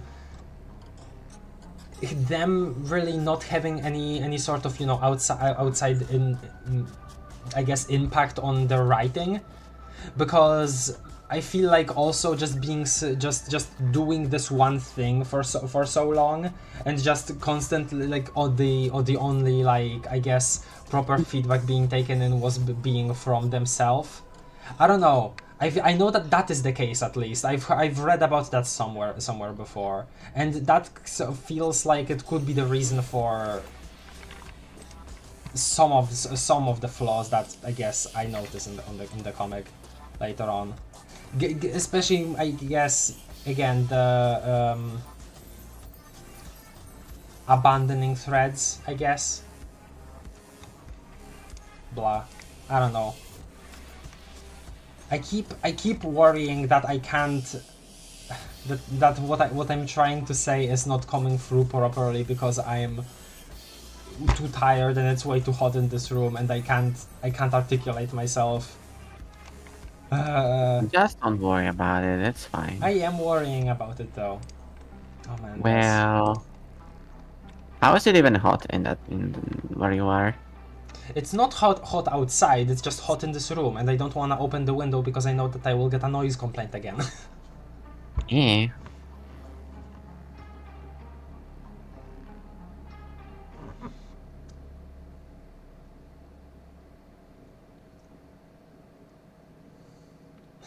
So close to learning about yeah. I remember that. This was also like the thing of after this, Derek was trying to also, I think, actually no, hold on a second.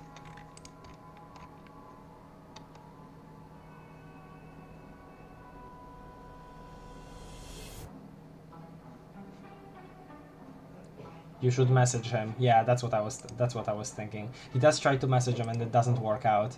And the only real way, the only real like way that they actually, you know, talk is only post retcon, which that conversation still really good. That's kind of the thing, right? Like really interesting threads of characterization get dropped post retcon, and then some just only happen post retcon, and it's like, oh, I feel like I wish some stuff was kept, like Rose's alcoholism, but blah. Like and then we got both that and the Dave and Dirk thing. That would be so epic and cool. Here it is, glitching again. Yeah, no, not this. That's bad. Oh man, look at this again. So cool.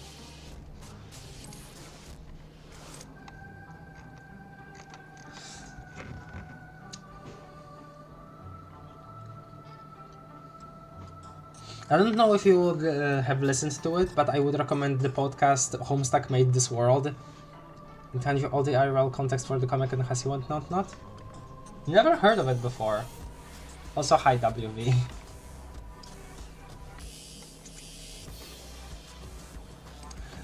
So they're about to duke it out, and Dave just goes on about how he doesn't want to fight, and I like that. I like this conversation. I wish this was, again, this sort of thing, at least an analog to this conversation was still like relevant to post-retcon, because god, it was such a good part. And then we get this also, which, my god.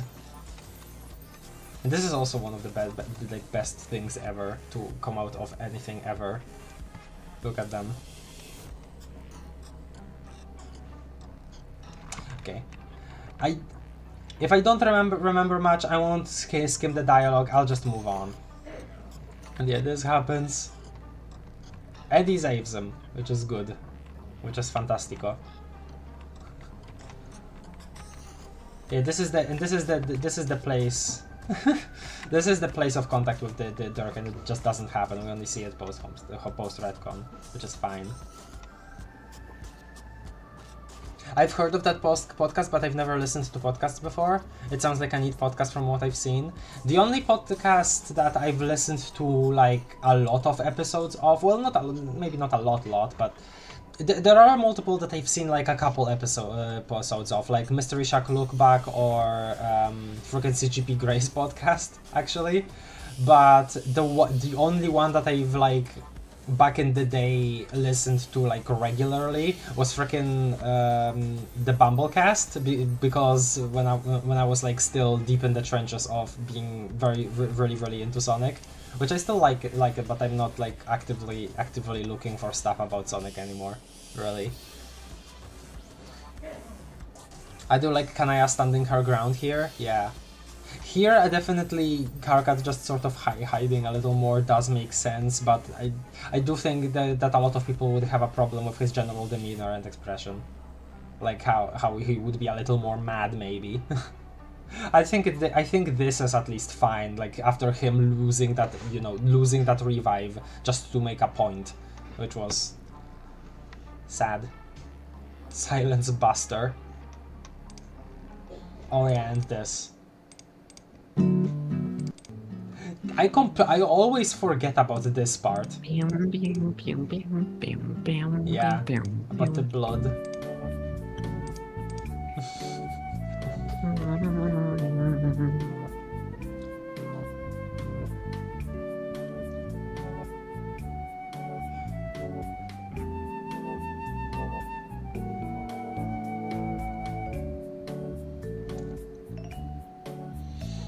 Karkat, Moirail, Kanaya, Forever and Ever. I do know that a lot of people have that, like that ship, that diamond ship, which I understand. I've always thought, at least myself, I like them better as just simply close friends, not really peering into troll romance. But I understand when people like that ship. Oh, you were going back here. I forgot that was the case. Also, I remember whenever I first saw this, I didn't interpret this as a reflection of Jade's teeth. I remember interpreting this as freaking Dave's eyes with like some luscious eyelashes.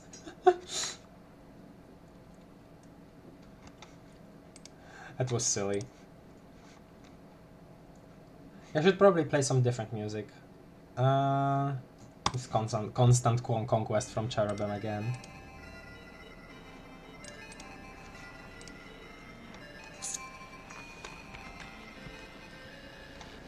Yeah, let's move on. Yeah, so this is the part that I was thinking of before. Well, this is the part that I was thinking of before, exactly, exploration of that more, because she's thinking about the whole quest part, how she was supposed to play the rain, how she doesn't feel like she needs to anymore, and how that feels like a weird thing. I remember reacting a little strongly to it, since it felt like she was reacting to it as if it was something that her mom inflicted on her, when I was saying like, oh, it's a little bigger than that, it's a little bigger than just your mom thinking you should be doing something. But I guess it's also understandable for her having that sort of feeling about it. But again, not much to say here, but like without me actually reading the dialogue. If I actually read the dialogue again, I probably would have more, but that's not what we're doing here again, so yeah. And her contact with Kanaya, really cool. Honestly, just really cool. She wants us to speak with a kid now. Very cool. And this too. Clown hunting, very cool. The coolest, in fact.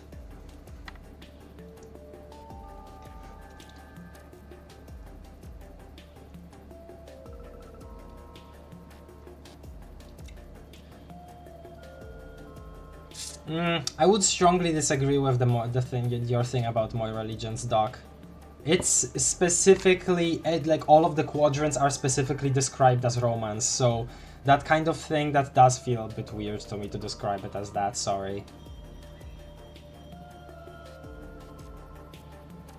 Oh, yeah, I know that Spades and Hearts is the thing where you do the thing, obviously, but still, all four are described as forms of romance, with 3 of them being alien to us. Hello, maladapted daydreamer, hello. The only podcast I've watched on my own is an episode of a podcast about brushing teeth, and the first steps were to solder yourself into your bed and eat 17 hot dogs in front of a statue in Egypt. What? What? That's also the only episode of that podcast. Okay, what? Crazy thing to just drop in the chat suddenly. Okay.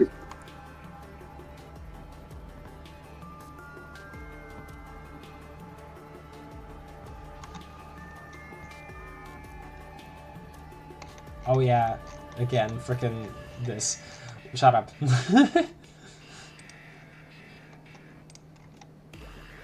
Uh-oh.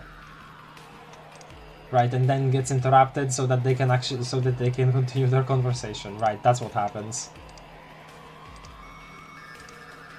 And at this point, again, only one of them gets to continue the story. One of them just gets abandoned within time and space. Yeah, that's not what I thought. No.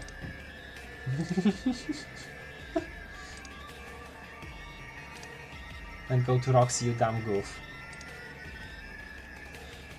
Oh, wait, no, never mind. That was... okay. I completely forgot about this. I misinterpreted this as another scene. I misinterpreted this as the scene where John does the big retcon thing after talking with Terezi post game over. This is the same John at different points in his timeline, which also doesn't make sense because retcon is specifically supposed to be the retroactive type of time travel and not the stable timeline time travel that regular like time players get to use. So this scene also doesn't make sense mechanically, which I still think, unless somebody has like an argument for it, which I would gladly read, but I don't know. I wouldn't know. Whoosh, and this scene gets cleared up. I like that. I really like that. You know, we get to see this like retroactively because we saw this. It was broken. And now we see Jean fix it for us. That part of the non-linearity of it all, that is really cool. Like, so again, like you can really dig into some of the big issues with like retcon powers, but some of the stuff that they do with them are really cool.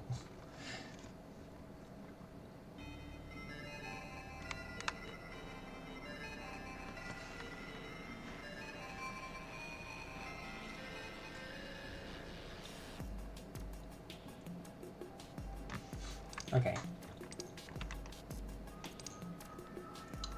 So this is her talking about their future on in Condes's world, and Jake is not having it, and I also remember really not liking how his reaction to it all is kind of played as a joke. I don't know. I know that some people didn't interpret it as that, but I guess just the specific way that his crying noises are described in text, that really irked me. I don't know.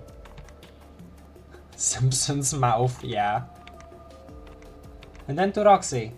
This was their first interaction. I remember this being just in general a big deal to me. Because I remember always seeing like ship art of these two, right? And this was their proper first interaction. And you know, I got it. At this point I got it. It was freaking... They have good chemistry, genuinely. This was kind of dumb though. Mental note Macon, that's fine. That's fine because that's funny. But no, besides that, they have genuinely very good chemistry. And I guess that's all I have to say. This was just something that I was looking forward to because I saw so much ship art. Which I guess also a unique thing when it comes to my own experience, because I did allow myself to get spoiled on some things for the sake of just seeing fan art on Twitter while I was still reading the comic.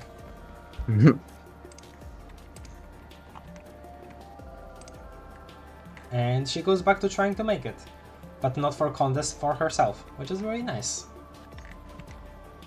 I like that. That was the takeaway there from that whole scene. Yeah, where is the ring missing? What the hell? Wow, missing, really? As in not there, huh? It's not that interesting. Okay, hi again, Calaborn. Okay, we got through that. So, back to Homestuck. Oh no, damn it, I forgot what I was gonna say here. Okay. I guess besides that, I just wanna say I'm gonna Jesus Christ, what was that? I'm gonna BRB for a second. I will use the toilet and then I'll be back, okay? Okay. Again, You sorry. may do that. Sorry for all of my scatterbrainness. And also sorry for apologizing so much. It's okay, apologizing is cool. Bye Craft, hello BRB Craft.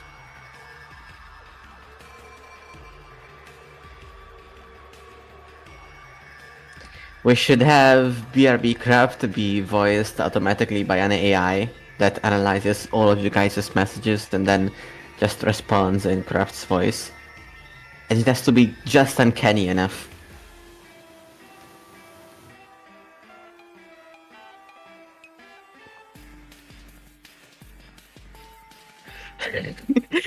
I'm glad you agree with me, Craft.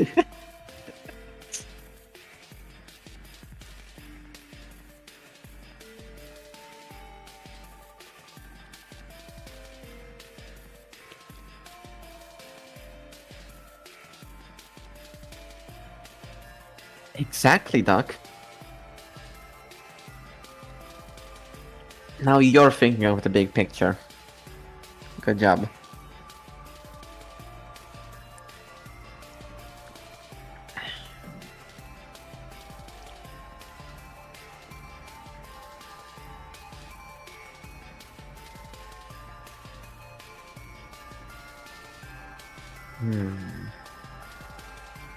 Will we get to your famous Arania moment today, Doc, do you think?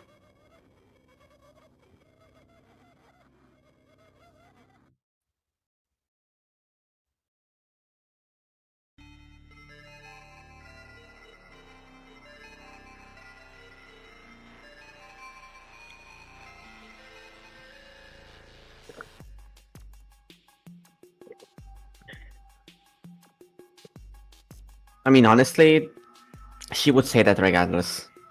I'm pretty sure she's already said that. If you look through all the 280 something streams, you can probably find her saying that. No, it's not 280, it's 200 and something. 201. Damn it. I'm a fake fan. I don't know how many videos we've done.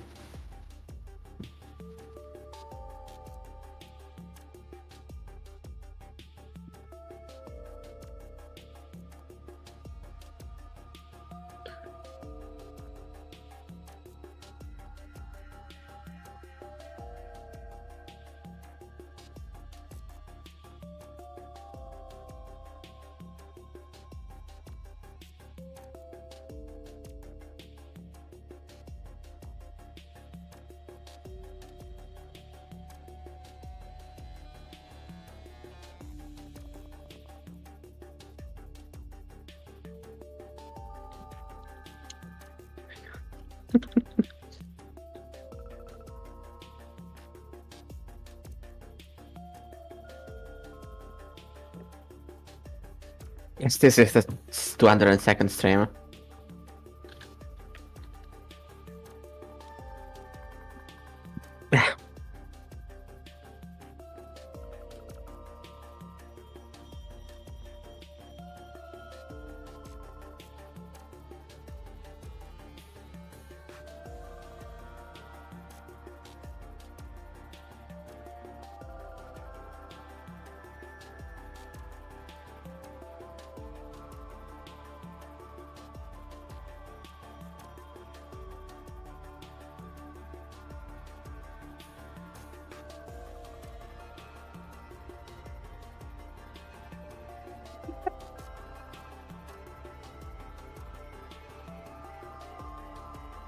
That's brutal, Doc. Damn.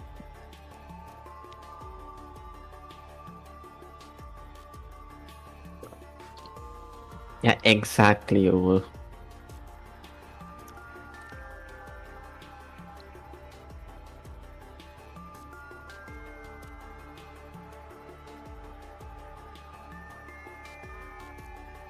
My god, I just now realized that Kraft has been actually changing the description for each episode of the discussion streams.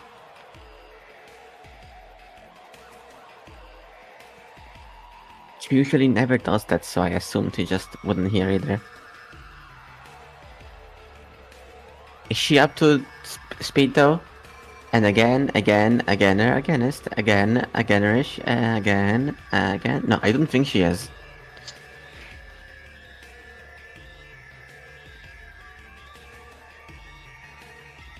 Oh, that's only up to 8 agains. Uh-oh. She missed one.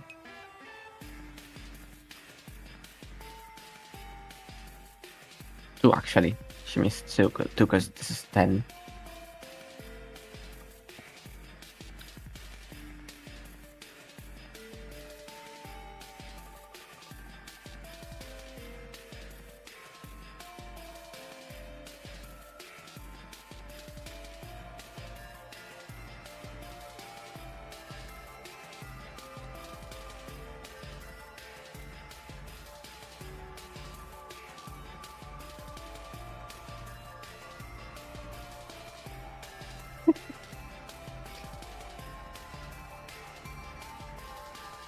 Did you? Okay, let's check the description again. Let's see.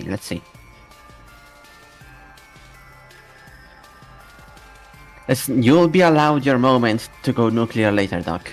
Just hold it in for a little longer, okay?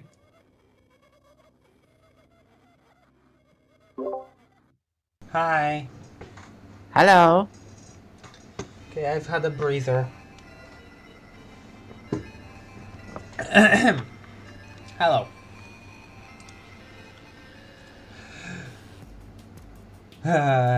Favorite web series, Homestuck, of course. My voice. I still have some leftover stuff with my throat from me being sick. So sometimes I'll just sound weird. Maybe my microphone doesn't really pick it up, but it does happen. Homo peak, one might say. Yep. Okay, why is it bad right now? Sounds bad to me, at least. Okay, anyway. I do like that it is very clear that at this point he just absolutely stops caring about how the story is supposed to go, about any order of things. In the first act of Homestuck he kind of still cared, but here he just absolutely nope. Just Dave becomes main character. He has all of these girls with him, and he just takes the reign as the alpha male. The fact that, you know, Caliborn just being impatient in that way, reacting like this, I guess, that, I liked that. That was very entertaining. Definitely, this part of Homestuck is definitely better, so I'm glad my lord has improved. But other than that, not really much to say. I do like that we're getting like other angles of them now that John is like around, though. Like that aspect of it too is cool.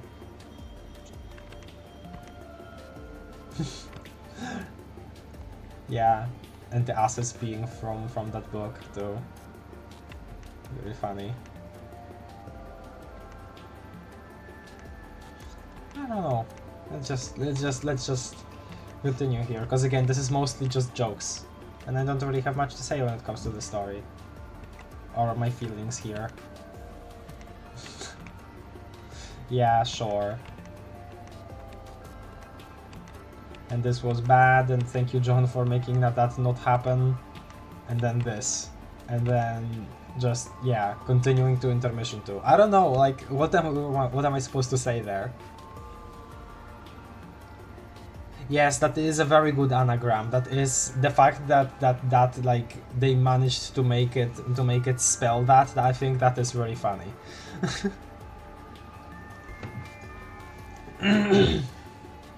See how Egbert has one of the last horses like the ladies do?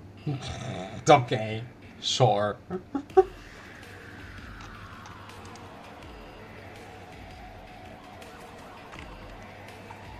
Right, so they are preparing for... They are still preparing for the new universe thing, because this is required for the new universe.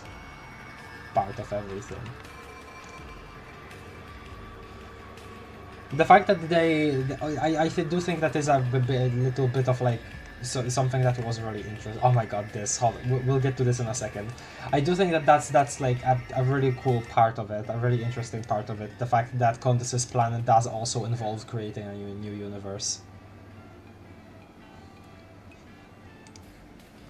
Anyway, Gamzee being in the fridge is crazy. And the fact that he stole the ring, everything, he's controlled by Aaaaand, all of that getting revealed here, just throwing my hands up at this point. I don't even remember what I felt when we first saw this. Okay, Doc, it's time. Yup, it's time, Doc. I had kind that the GIFs in the Homestuck parts were made with a really bad video editor and an MP4 to GIF converter. I like the thought of that. Rise my bard.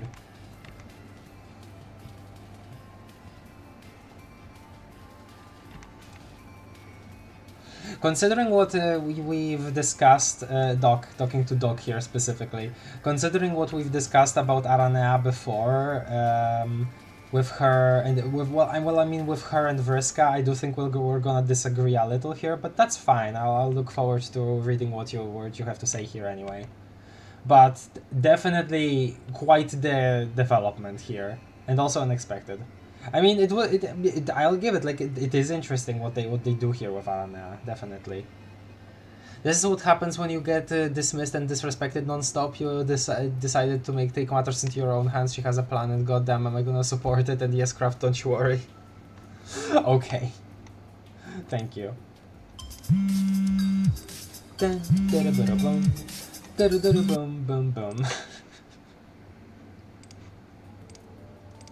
I like that there's a proper ringtone again, like in the part where, well, I also just really like the fact that this is the same thing that Condes has, essentially. I think it does look different, especially since obviously the Scorpio symbol wouldn't be there, but it is very similar, and I think that's really funny.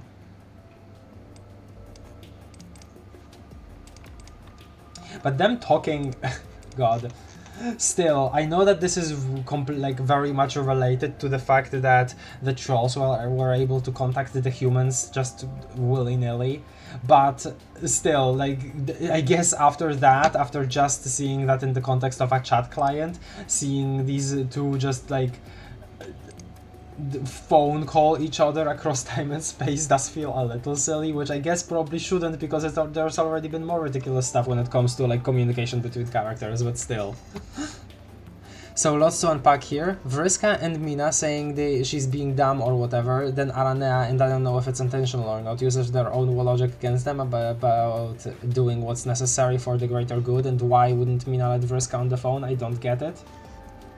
Yeah, I don't really understand that part. I do remember what you're talking about here with this conversation on the phone.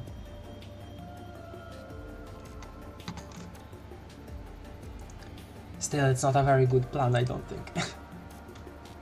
Like, what do you mean you would be able to turn things around with your light powers alone? Like, what? This, though, him freaking out after stopping being mind controlled, I think that this is a really interesting part. No. Because here we see him absolutely losing his mind out of the mind control, but then when he like stops being mind control, but he is absolutely losing his mind while being mind controlled, and when Aaaaand loses his grip on him during game like right before game over, then he suddenly has like a completely different demeanor, and like, so again, like we talked before, even if we don't really know how Gamzee behaves, you know, without all of the weird outside influences while sober, there is more going on there than just him being like a bad person, like some of the commentary would make you think. Like, I don't think that he would have that little dialogue with Terezi as he did if he was if like some of the stuff that has said about him in the commentary were to be considered true. Like maybe this is still me coping, but I don't. But that's just like my train of logic here. Here he is obviously upset about being mind controlled, so he lashes out like while she loses his grip on him, and then when he is out on attack, she loses his grip again, and then he is like, please stop, I'm being hurt, like completely calm, not even in his rage mode. That makes sense to me, and the fact that doesn't get acknowledged, I think it's a bit sad. It really helped if we got a full Gamzee POV. It would really help. I've already mentioned this multiple times, yes. And not even to say that he's a completely good person. I'm just saying there is more to him than I feel like Hassie feels like putting in the comic. I guess more place for interest where there wasn't much exploration of it. Also about the please call me Mindfang a while ago, I saw a piece of fan art that really recontextualized it. Long story short, she was really trying to start fresh. Mindfang would be someone who is taken seriously, while Aaaaand will remain the one constantly tossed around. Also Gamzee here, blah blah blah. I get that, but I don't think see, okay. That is really interesting, right? But I don't think I'm brain rotted about the character enough for me to really consider that into my view of into my reading of the comic.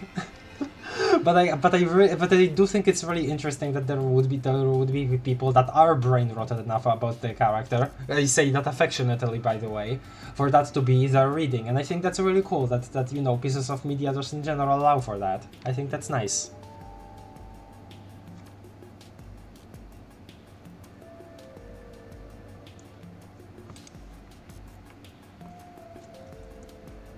Gamzee is freaking out because she's stopping him from doing his lord's bidding, I think.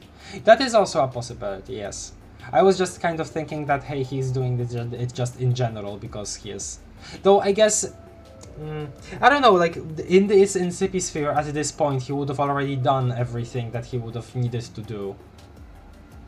Like, and by that I mean creating Union Jack, which still would have been cool to see him actually have some proper, like, planning involved with him. Like, why does Union Jack exist? To just destroy stuff?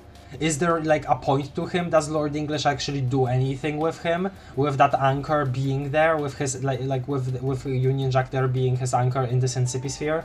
Like, we don't see that, so that's a bit of a shame still, I feel. Blah.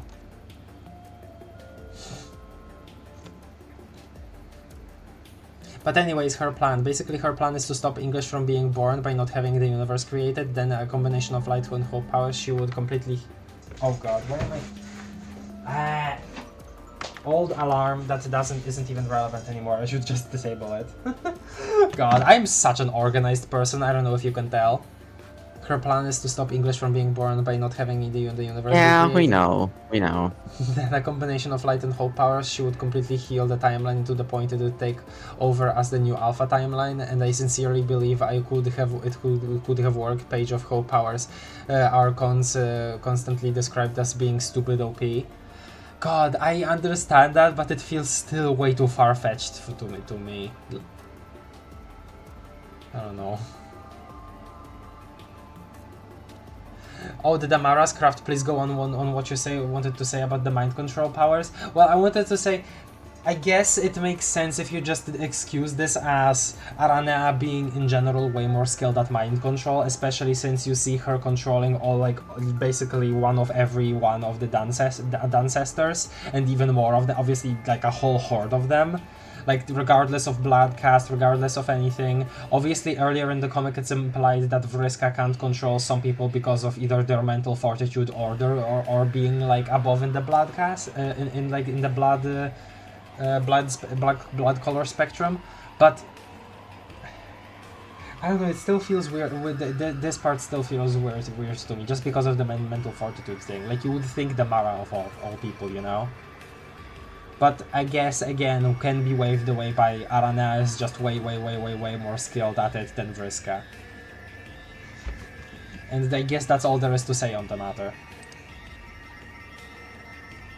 I personally think the reason the Mara can be controlled and the Radia cannot is because the Mara has been through so much crap that it's really messed her up. I do think that if there were to be an excuse for it, it would be a difference between Vriska and Aaaaand more than anything. That's just what I'm thinking.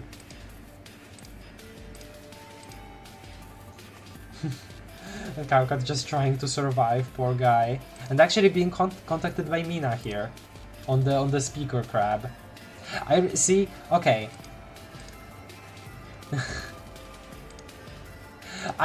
Okay. God, I love her interactions with Karkat a lot.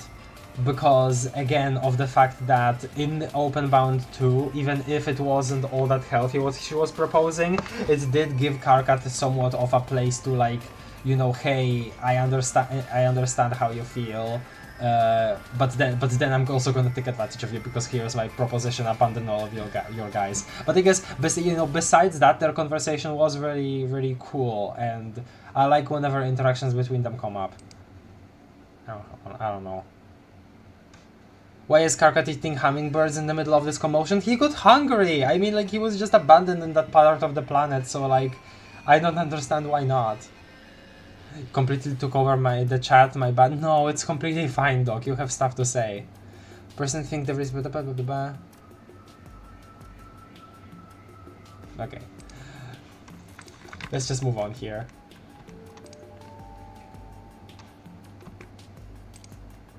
Code names.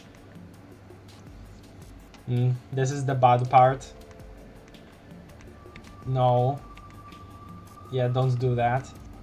And then this. I don't know, I don't have much to say about this part other than the fact that it looks absolutely stunning. Like all of the panels involved in this part are so cool, showing off his powers, just so cool.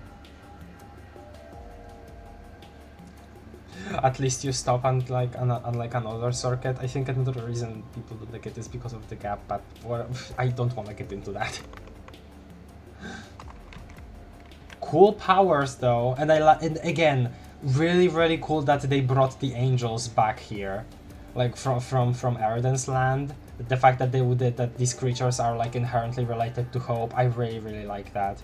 I remember at one point it made me think about if there is like a rage counterpart. Is there like devils or something that look similar but are like purple instead of white? I wondered that before.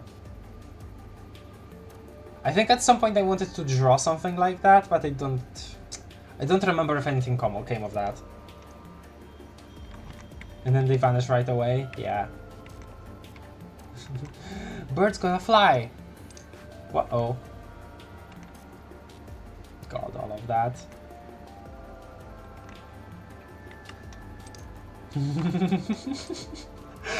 Yeah, Arco, yes.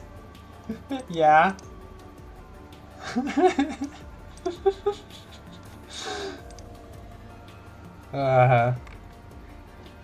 I like this interaction. I remember using this sprite in one of our thumbnails. I don't know, this is just like the action sequence, you know. I don't really have that much to say about it other than the fact that there are some really cool character interactions here. Hi, Dad! Yeah, stern fatherly confusion. Just a really cool action sequence. And the fact that there is dialogue to be read on every single one of these, okay, well, most of it is just Jake screaming. But it is really cool. All of this is really cool. Yeah, I really like this build-up that they had. Yeah, the build-up to Game Over is actually really good. God, Dave's freaking watch, Why even is it that you can't hear Karkat properly? Bob's your uncle. That bird spotted, yeah. Tally ho! I love Karkat so much, just a nobody. I guess, yeah, because she was being. I do understand how that relates to your reading here. The whole thing of her being mistreated as just not being relevant, I guess, also, which. Again, I would argue that the whole relevancy thing, not being pushed aside thing, as the nerd that doesn't really do much, you know, that sort of stuff, I feel like, you know, her change in that would be inspired by, well, Tales of Mindfang both and Vriska, I think. I don't know.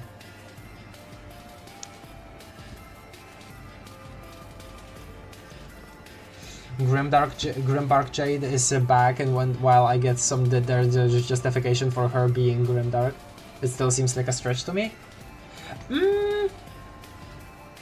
I do think that it's mostly just a cool visual and a cool return to Grimdarkness, but I will say it is like it is very unclear where the actual horror terror connection came from. Like, obviously, Lord English is opposed to the horror terrors, and the Countess is opposed to Lord English, so maybe there is something there going on. I mean, especially the fact that, you know, she had Glub Glub as a Lusus originally, but we don't really see Countess having that much, you know, communion with the horror terrors, you know, unlike Feferi, for instance. Which, again, really cool part of her character, we don't get to see that much of it, which is bleh. And Feferi doesn't get enough credit for being the one to, like, set up the dream bubbles as, like, a thing that exists for the players, you know? But that's a side note at this point, I guess, because Feferi is, like, far away when it comes to being in the story. Freaking Dragon Ball. So cool, though. So stupid, but so cool. Yeah. Shiver me timbers. Absolutely beautiful performance here. Actual anime battle dialogue.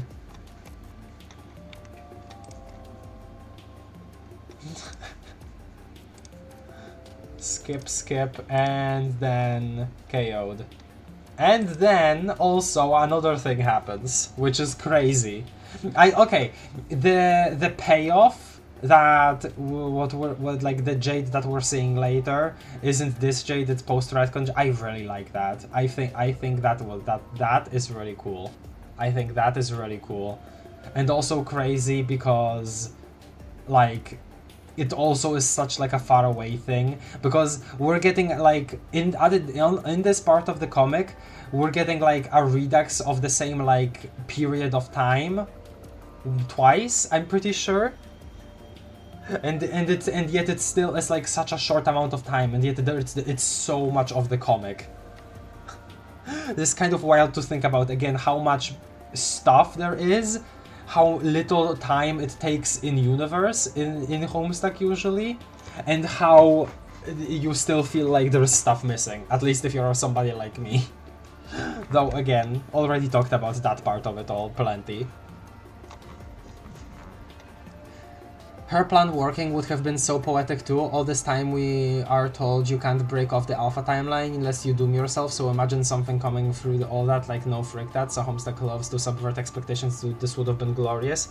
I understand that. Personally, I think that if we were to kind of make that sort of thing happen with the alpha timeline, I think maybe there could be something about subverting what it means for a timeline to be doomed, and maybe a timeline still thriving despite having its status be like officially doomed, I guess. Something like that. I think that would have been a little more thematically satisfying to me personally. But I understand what you're saying, yeah. Though, sorry to say, I don't think the comic itself treats Aaaaand as an important enough character for her of all characters to make that sort of breakthrough. Which, I know for somebody that is a fan of the character is sad, but I guess that is, I guess, what I'm thinking here. You know, I hope you don't take that to heart, because not an insult to you. It's a thing about the comic itself. I also think it's a stretch that Jade is able to be mind controlled based off of the very small amount of Beck in her. Ah, that's what you think. Okay, I thought you were talking about just her turning grimdark in general, not the mind control part. I guess I understand that. Especially since we actually don't really get to see that Beck part of her all that much. If anything, we get to see way more Beck in Jack Noir, oddly enough, than in Jade. Which is kind of also weird to think about. Let's just say that Condi is OP. Condi is OP.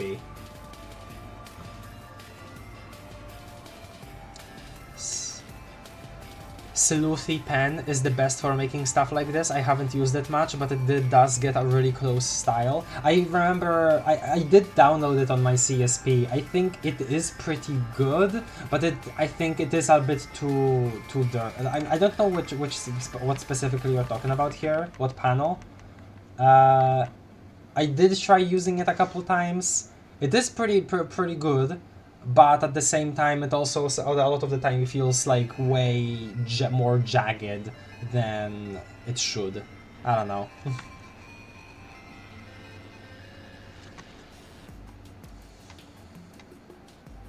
Craziest Jenga game in Paradox Space. True. Yeah, it's true. It makes me very violent. My girl deserves the world. Alright. And yeah, then this happens. I like this recap of showing where all of the characters are. I think that's pretty funny. And also the green fire being here too. Yeah, this and that. That is what the reference. Just seeing this, I was so like devastated, like genuinely devastated, and then just seeing this on the same panel was like, what emotion are you even trying to evoke in me?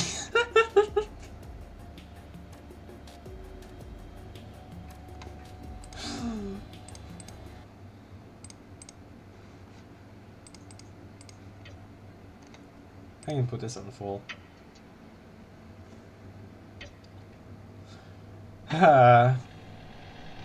Yeah.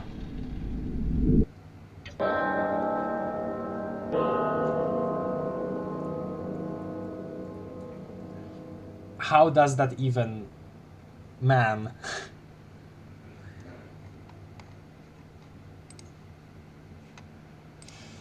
How would Aranea's luck even influence that?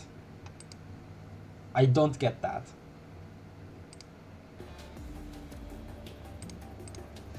Lucky break. Manipulating death with her light. Well, yeah, but like, oh my god, where is the thread connecting? I don't get it. I mean, I guess I get it because she literally did like krill her. So there is that. The actual act of that is there, but I guess I sort of assumed that there should have been more like more of a connection to the clock itself. Still. WV looks so tall, yeah. If the kids' sprites, like sprite mode, actually updated with them growing up, I'm sure Dave would be so like up around his proper height here, or maybe even taller. But as it is, WV just continues to look the tallest of everybody in sprite mode.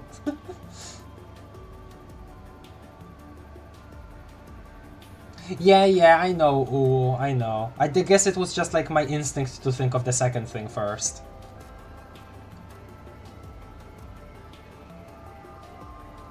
Yeah, I guess, Doc, I guess. Which also kind of almost feels like a mind thing, especially since we're talking about influencing the future of the alpha timeline, even if everything is already said to happen in the alpha timeline as it is.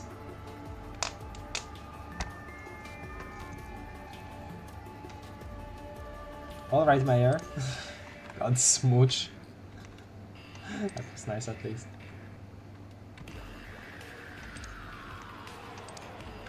You've got some nerve. God, this freaking face. I really like it. I forgot about this panel.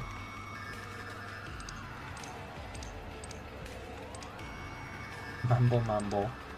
Again, just nice art and good like fall through. Just all of the characters here in this very tense situation, kind of like reacting with each other. If I was rereading the comic properly, I would definitely be having a way different reaction. But right now, as it is, I'm just like, you know, passively going along. Hey, I remember this panel. I remember this panel. I remember this panel.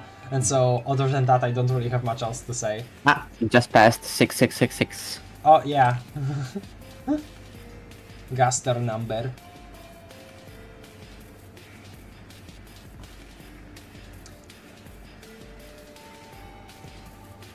I'm assuming that's your headcanon, Simin. Is that really said anywhere? If it was, I probably would remember it. I don't know. Probably. Roxy Lalonde is Gaster. I mean, she is something like the hero of Void, you know?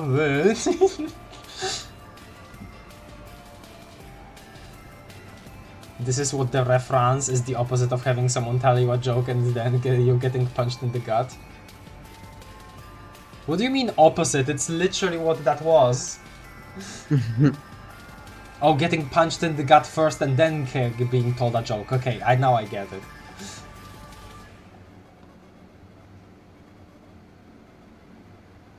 Ah, I see. That's why you wouldn't be that influenced by it. I see. I think my thing at that point was, it was like a shocking to me, but at that point in the comic I was like, wait, but I know that she goes god tier at some point. I saw the art of that, so I'm sure that she will be back, and I had that at the back of my mind. While here, that excuse wasn't at least immediately at the back of my brain. So yeah. Hello, Morningstar. Yes, I remember when this was supposed to be one stream, but I think we're making good progress today. We're talking about some things. I don't really have that much though.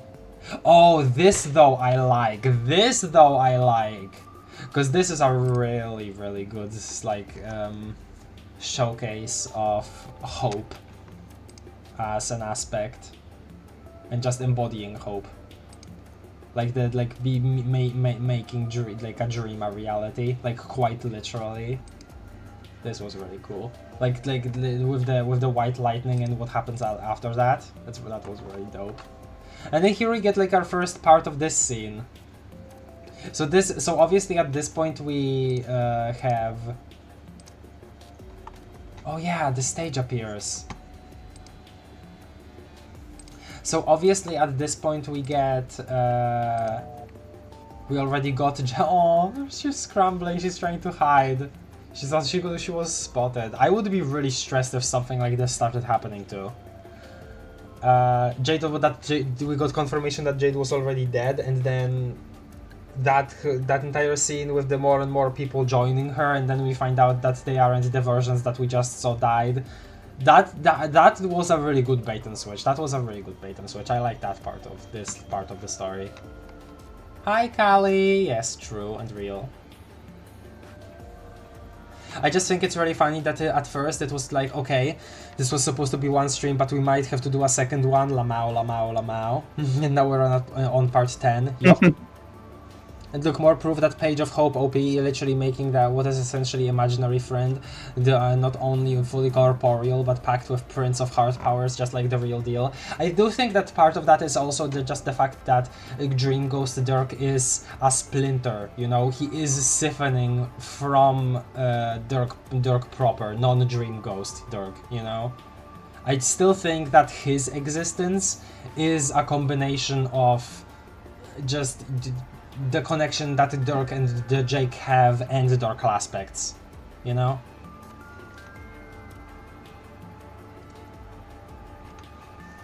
Okay, well, let's continue here. Gosh, he looks so dopey.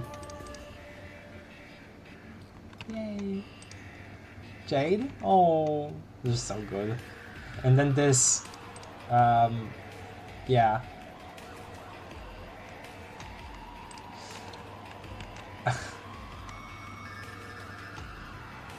Again on the recap. I I like this in general, like this whole sequence of events, like this, all of this action, because it also sort of feels like a Flash, except it's non-animated, right? Like, there is a lot happening, all of these events converging, and its action, but it's not animated. But I like, but it's a good part. It got me hyped up when I was reading it myself.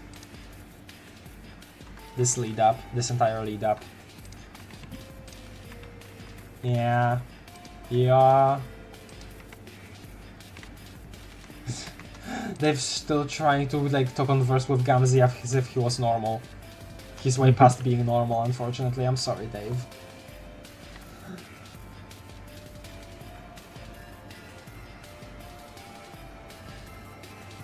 I think the hardest part of Aaaaand's plan would be convincing Jake to believe in her, as he does with Brain Ghost Dirk, and so he got real.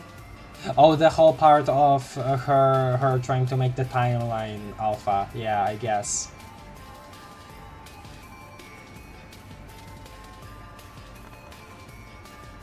Considering all of the circumstances, Jake definitely wasn't on board with Aaaaand. She just sort of forced the awakening of his power upon him.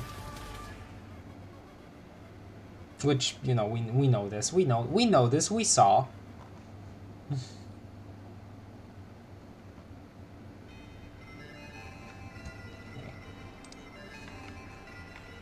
Fakeness is running low. I like that a lot. The freaking bar. Or the vial, sorry. Yeah, baby! Hell yeah! This is a good part. And he just starts sucking her soul out. Sucking herself out. Shoo! Good. Terezi came in. What Terezi manages to do both here and in Game Over and post Game Over is really, really impressive when you think about it, considering that she's just not God tier. She isn't even like a rainbow drinker or anything like Kanaya, which is basically being undead. Like, nothing like that. She just does this out of sheer determination, and I think that is commendable. And should be acknowledged. Ah. She's here. I like that though also, that she blindfolds herself again, and she ends up like reacting to the world with her other senses again, right? Like she notices Aaaaand because of the scent that she's familiar with. I like that a lot. Slice. Oh right, she just heals, right? This was a whole thing. And they continue to fight. I don't... Really not much to say here, it's just a really good sequence of panels. It's just, you know, if I was reading this for real, this would be... I would be having way different of a reaction. But yes, dogs. I like how they're drawn.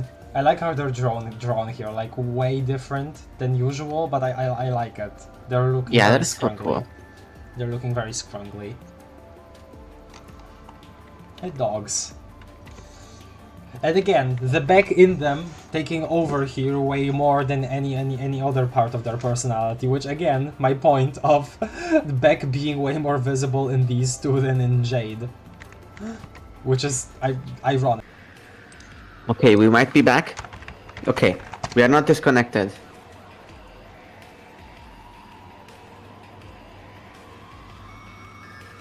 Are we fine? Yes, we are fine. Okay, good. Nice. Oh, never mind. Uh-oh. What's up? It disconnected and I guess we're back again. Hello? No, that wasn't really any other problem in the stream. No, but the OBS said that I disconnected. That's what OBS said. Weird, because like the stream was going super smoothly then. I see. Okay. I'll put on Red Sucker in the background.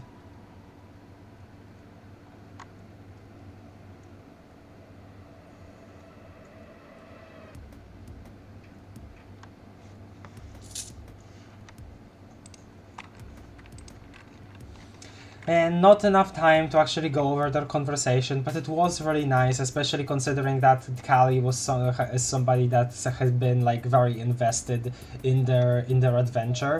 But this is the proper first time there they get to interact, especially like, you know, these two space players, especially since they have so much in common in terms of personality. It was a really nice interaction to read, you know. And what other than that, I don't know. Not much to say, especially since, again, I'm not actually rereading. So, yeah.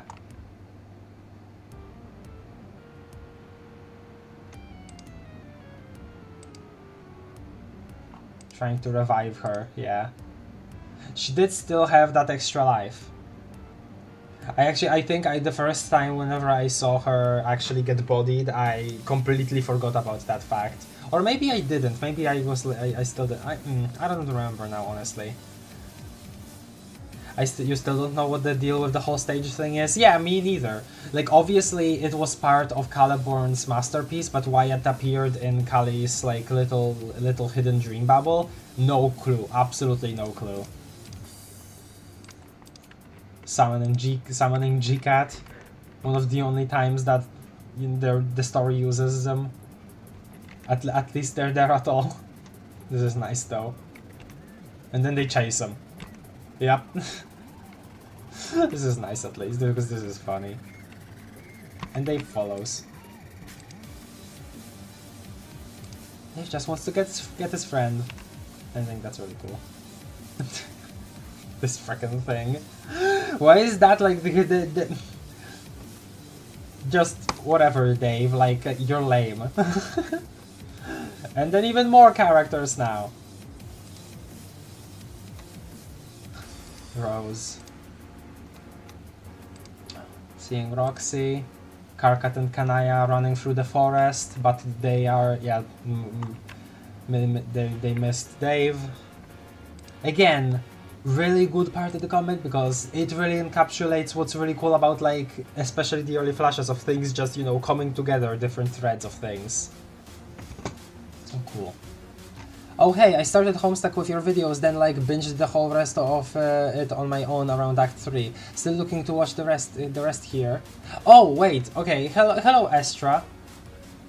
The whole rest of it? I'm assuming you by binged you mean that you watched the Voxus Let's Read? I'm assuming at least. They still have, okay. We are at a point in the okay, if you do mean the Voxus Let's Read, then just be warned, we are talking about a part in the comic that is not covered by them yet. So yeah, just making sure that you know this will probably be spoilers for you if I am understanding your message correctly.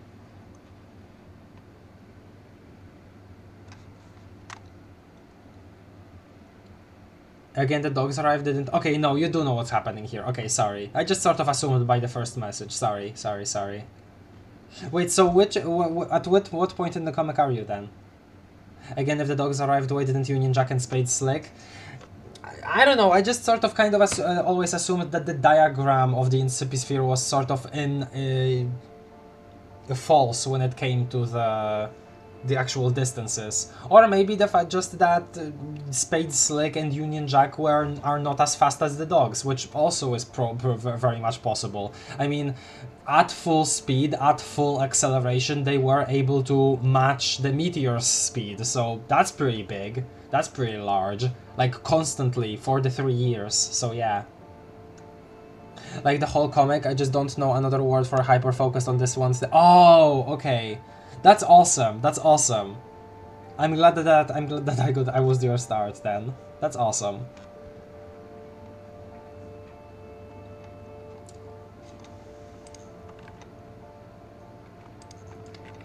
Again, though, not really reading all of it again. Just trying to remember if there is any commentary that I would have about this part of the comic, considering that I've had so much time to think about it.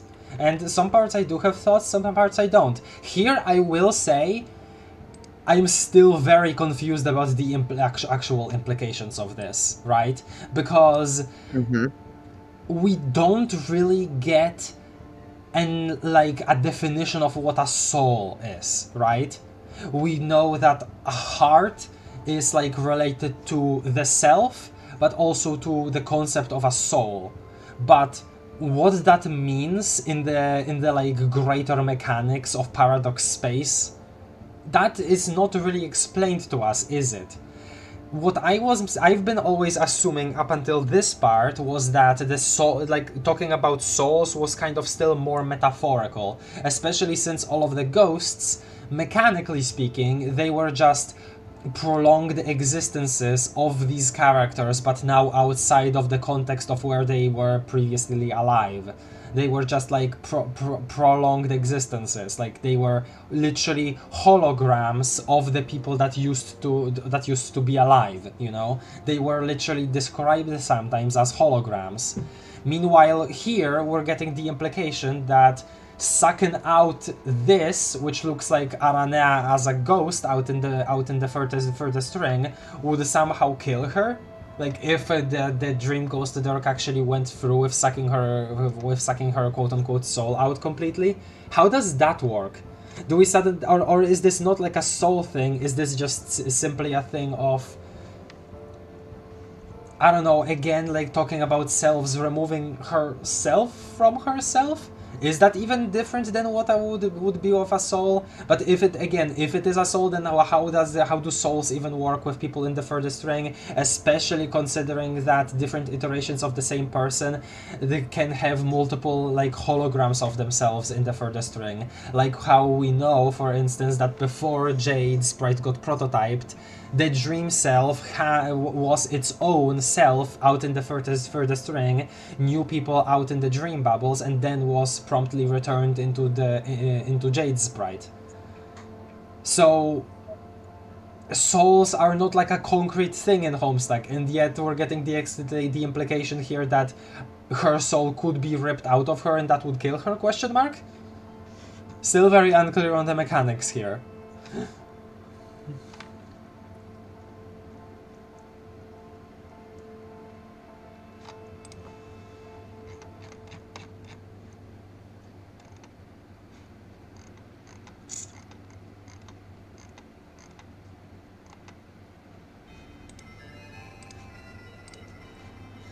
Let me look at the chat again. It just occurred to me, she still has the ring here. She should be fine even if she does rip her soul out. That's how the ring works. Would it? I don't even know. Calliope gets a new body form from her ghost, so does Aaaaand actually have both a body and a soul distinctly? Does the ring create new bodies permanently? I do think, yes, the ring I think does create new bodies. Especially since we know that in the right circumstances, items that are holograms out in the furthest ring can be pulled into tangible reality back, and they are just straight up regular. And you know, that also implies that in the right setup, you could use that mechanic of paradox space to create an infinite amount of the same item, if you really had a good setup with that. But yeah. The ring it would only make sense for the ring to create new bodies. Goodbye, chat. I'm going to cook food. Okay, good luck, ooh. Bye bye. Bye, Betty too. Radia. Oh no, it's this scene. This scene on its own is fine because this is just them bonding. But what it leads to is a bit bleh. You know why. We don't have to really discuss it anymore.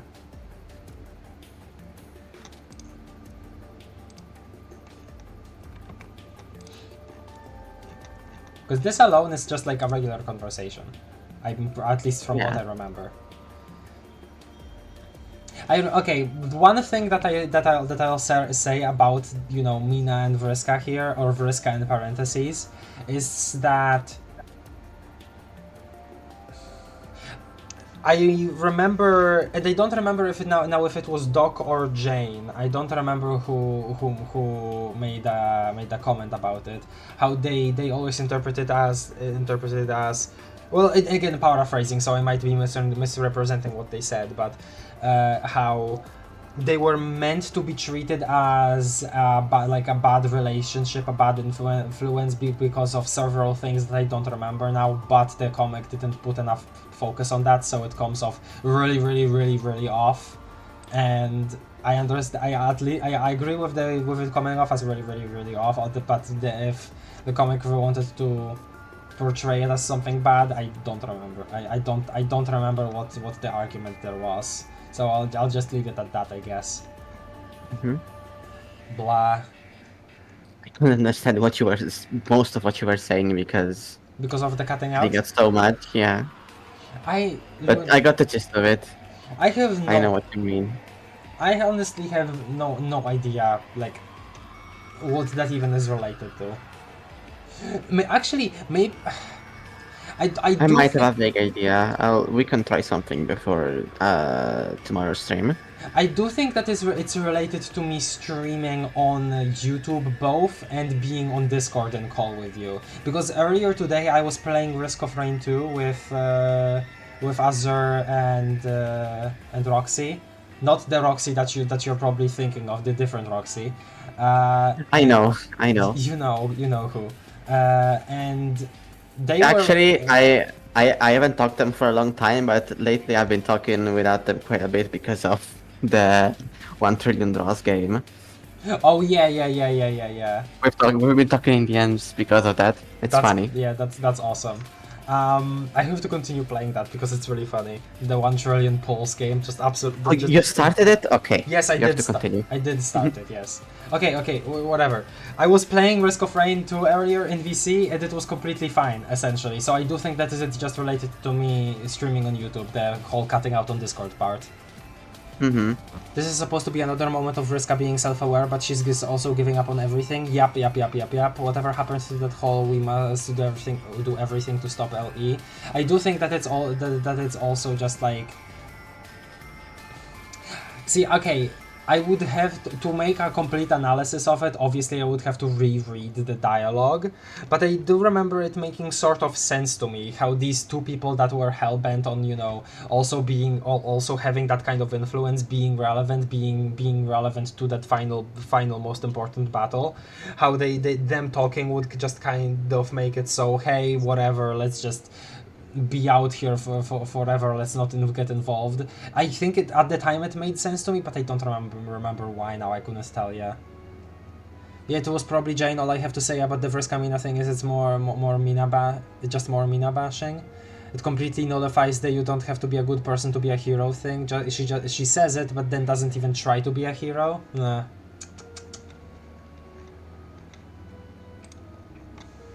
Okay, let's just move on from that. Mr. Strider. This is the Rose's first point of like being next to both Roxy and Dirk. Just absolutely crazy. And the thing is, here we get that little bit of interaction with Dirk, obviously, and Rose is just kind of doesn't know how to orient herself here in this situation. And this is the only time that they get this sort of interaction, because like there isn't even like a follow through of this later post-retcon, because post-retcon it's just Dirk and Dave that get to talk, and after that it's immediately collide time. So Rose doesn't even get to talk to her quote-unquote dad, which is a little sad. Because she tried to hear, but I'm just saying that, you know?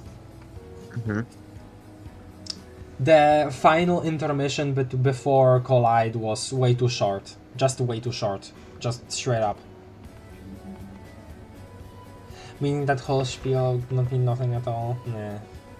It wasn't genuine, just her trying to appeal to emotion. I think it was genuine, she just changed her mind in that moment. I don't know. It still feels as genuine to me. I don't know why though. We begin to see Rose's face begin like yeah, I know what you mean here. Yeah. That's really funny.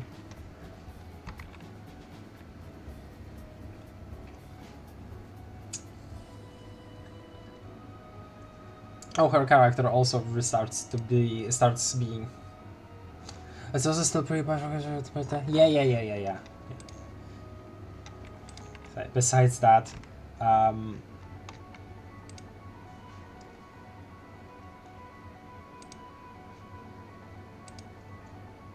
yeah. So here, the control is waning. He is almost being normal, and then when he doesn't immediately freak out.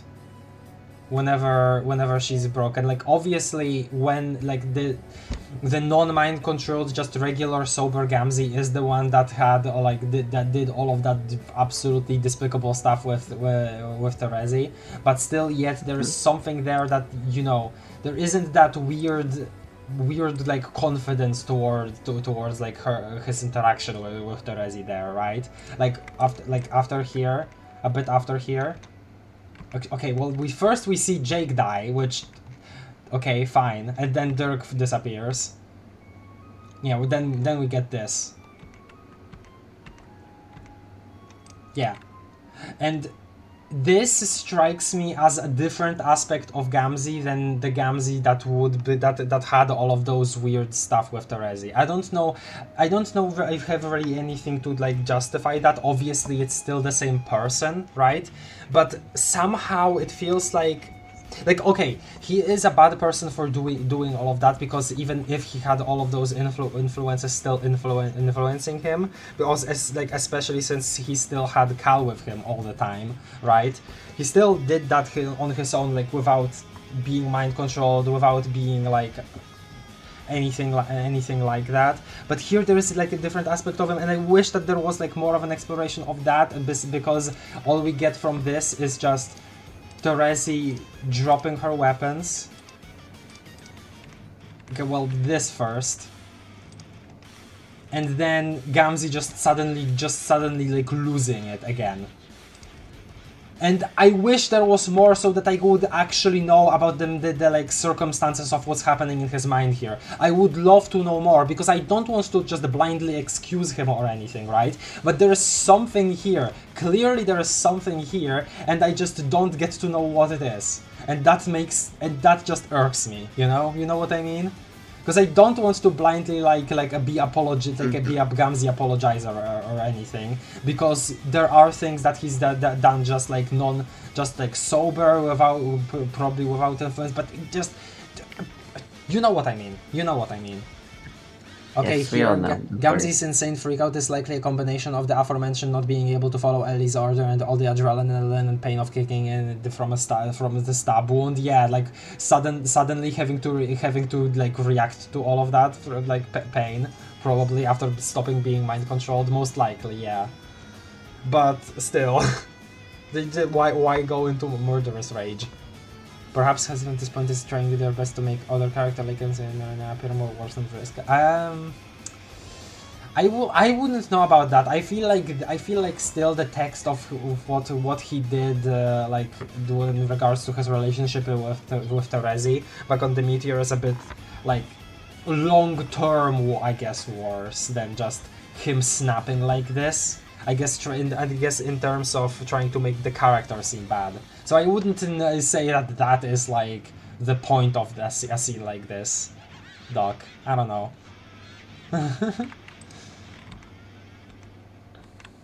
Anyway, just being controlled like a robot. Then Terezi gets got. All of this happens. Jake has a stupid death, so he gets revived. No. This actually hurts to see again. No, oh God, Rose. Just...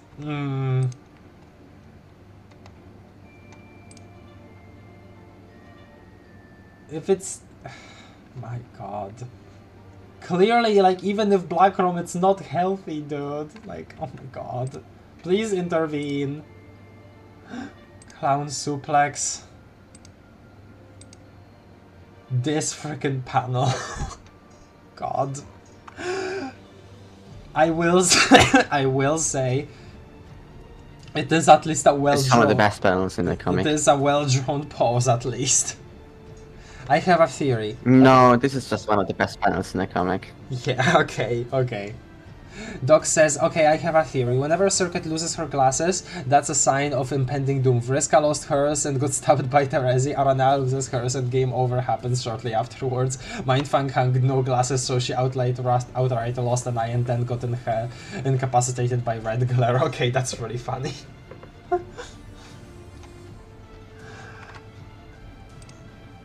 Oh, we're just playing Eternity Serve Cold in the background now. I didn't realize that I wasn't actually looping the songs from the album. Okay, fine. Fine, let Eternity Served Cold play. Fine. That's what it is too. And I like this part because this actually shows that Karkat, you know, is able to... Even if see this is exactly why I am a little like, you know, I didn't want to necessarily say that, oh, Karkat is being a wimp there, Karkat is being portrayed as a wimp, because in the context of everything here, right, here he sees like his dear friend be treated like that, right, like far away, and immediately he springs into action, right? Like, it's not just that he was portrayed in this entire sequence of events as incapable of, you know, standing up like that. It's just that in that circumstance there was just more stuff happening where I feel like it would be pretty realistic for him to just like be a little more of a seem a little more of a coward. I don't know. I don't think that everything is perfect, but I mean, I don't know. This too is like, how did Jane even prototype this stuff as to where it being in lava means that lava is actually falling down upon the actual real Skaya? Like, how does that, what even transpired for her to make that fork and why?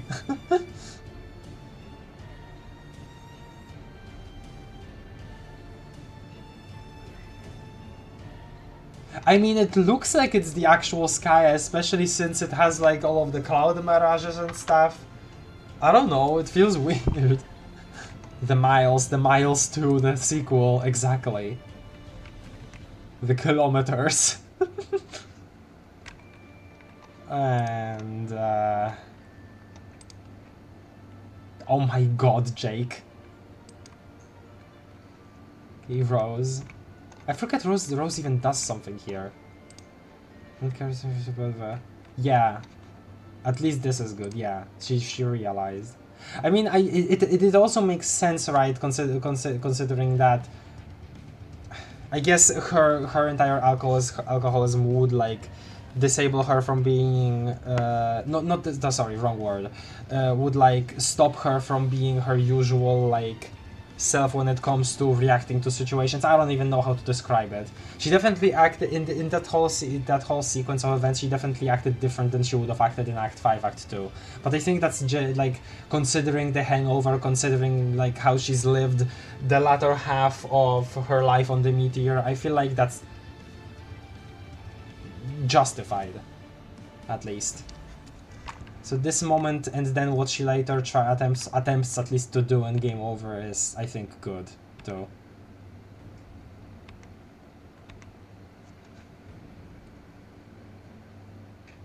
This part's glitchiness doesn't even look like a cartridge full of garbage anymore. It just looks like a cartridge full of garbage, and then it got tilted and it entered the console. Guess. Tries to stab, and then we get this. Let her go this instance, what the... And then Condes enters the fray. And then this is the end of the intermission, I'm pretty sure, right? Yeah, this is the state of things. And then Caliborn enters. God. This was really good. I will say once more, really, this part of the comic is genuinely really good. And again, I really like how the sidebars are utilized. Okay. We're back to this. Onto manga. Wow. Man. Hold on. How was it? Man-Gaka Supreme. Was that his official title? With man being underlined.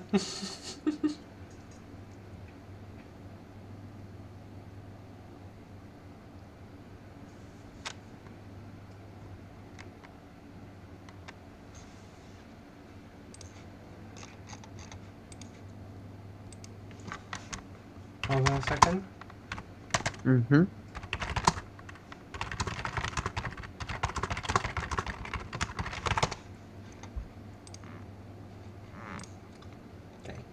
Let me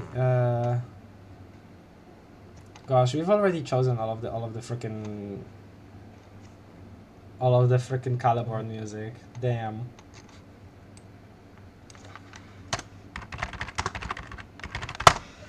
How about this? Homestuck Volume 9 Cairo Overcoat playing in the background now.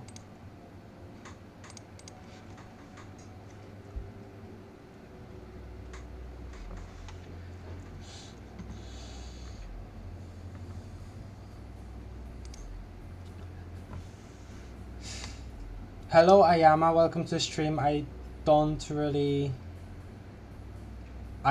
Okay, if you only read Problem Sleuth, you should probably not be here. I mean, this is proper spoilers for like later in Homestuck, because with what we are doing here is not reading it for the first time. I already read it. This is just me going over everything in the comic again, and I guess just thinking up of if I have anything else to say, considering that I've had time to think about it since I finished it. And that's what this series of streams is. So please don't stay around if you don't want to get spoiled. Please. And people waited a whole year after this and they got game over. Yeah. But the first yeah. But I'm pretty sure the first thing that happened was, yeah, the first thing was just seeing this in the update, so that is really And funny. then I think 1 week after they got game over. Yeah. Or was it 1 day after? It was sometime after this update. It was either the day after this or the week after. I think the day after this. I love you, Let's little check. Seb. Why are you with Caliborn? I still don't get it. Why are you like his peon? How do you do so? People ask. What day was this published on? This is the 18th. Sorry, we're European, okay? We have the objectively correct day, month, year format. This is wrong. Yeah. I keep forgetting things are wrong in the internet sometimes. Yeah, things are wrong in America. Especially now. I'm praying for y'all, by the way. Let's not get into that, but yeah.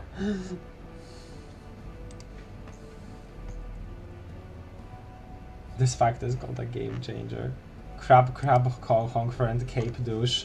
And then he just doesn't follow up on this because he doesn't want to anymore. He wants to draw the animes. And then doesn't even give these guys any freaking funny names. The disrespect. Proper disrespect. And then the Beforest trolls, of course, yes. Absolutely makes sense. Other guy, yeah. Still, the first time in a year they finally got to see the main cast again, only for them to get murdered. Yeah. Garbage. Me from the garbage. All of this wretched trash. I don't know, it's just, oh man, this. Okay, there isn't really much else for me to say about this. I've already had my reaction. I already have expressed that this is, you know... It is what it is. It is what it is. And I have no further comments, simply put, you know? I just... Yeah. Just like... Yeah. Yeah. Okay, man. The account is still there, by the way. Oh yes, I am aware. I have seen it. It looks way different with the current format, with the current DeviantArt UI. Very weird. Still the first time in a year they finally got to see the main cast again. Only to see them... Okay, I already read that other guy. Caliborn's account on DeviantArt being actually real is so... Yeah, exactly. It kind of reminds me of how, okay, maybe like very very specific reference, but how Celeste's Instagram account is, how it posted like drawings as if they were real life photos, as if they were they were taken from Theo's perspective. I always like whenever I actually looked over on that account, it was just really really really cool, especially since whenever something in game happened like after a day, they actually waited a day to post it, and that was really cool, I thought. That kind of like merging between you know, a piece of media and something on social media like that's always cool when executed well.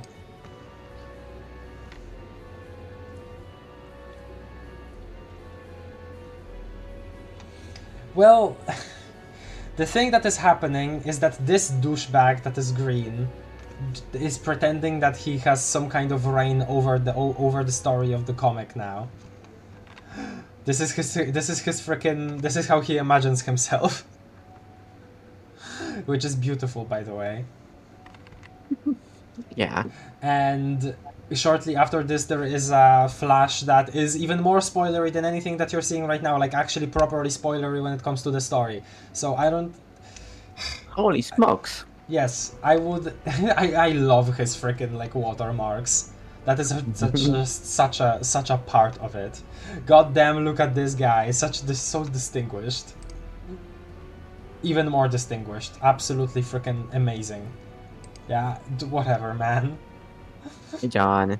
Then Caliborn writes fanfiction about he and the manga woman get together, of course, yes. John looks at this. John looks at all of this. Yes, the flashing eyes mentioned for the first time proper. Yeah. Another intense stare down. It's funny how that came back. It's you, isn't it? No. It sure is him. What? What is the deal with him? What is the deal with him? I'm gonna kick your ass. Exactly. Caliborn is genuinely the funniest character in the webcomic. It's so funny looking back, because so whenever you know lowercase Yu first showed up in the comic, I was like so skeptical as to like, why do so many of y'all think that he is like the best part of it all? He's just annoying to me right now. And then I was like, oh okay, I get it after the freaking saucy imagery part. It's really funny. Game over, kid. Game over. Okay, we actually got to it. Look at this. We did pretty good today. From somewhere in the middle here, yeah, literally from this scene here, blah blah blah. Yeah, blah here. I say you can rewatch at least part of it, and then end for today slightly after. Or Yeah. shortly after, I mean. So, game over. A lot of people obviously have a lot of issues with it, considering that, you know, it messes everything up, and then a lot of people say it, oh, the messed stuff up so hard that the retcon had to be like involved to fix stuff, like Cassie wrote themselves into a hole. I never thought of it as that. I've always thought that it was everything was intended as it like worked as intended. It just sort of feels pretty clunky to some people, and I definitely feel that. I definitely absolutely feel that. But okay, let's just enjoy this, because this is just genuinely a really really epic, Too cool. epic Too cool. animation still. Yes. All of the different styles again. Although, knowing what I know right now about how some of the musicians were treated, I do have to wonder what was the deal with like art collaborators. Were they given enough info, or was it a similar situation? I don't think Cassie is very good at just collaborating with people. For like just all of that I've heard about it to feel that way. Though maybe with visual art it was better. I don't know. I wouldn't know. I wasn't there. But very good final product. Very, very, very good final product. Especially how it syncs to the music. Switch up. Carnival is just such a freaking... Carnevale, sorry, yeah. Carnevale is such a good song, and it gets utilized absolutely perfectly in this animation. Get it, Kanaya? It's Dave fighting with both of them up. God. Carnevale, yeah, okay, sorry, Doggy, I'm sorry. Oh. I was genuinely sad when I was seeing this. I knew that it couldn't be the truth, I knew that it couldn't be the proper end, but this part of the song being as it is, seeing all of this happen like one after another, it definitely hit those feels, you know? Best.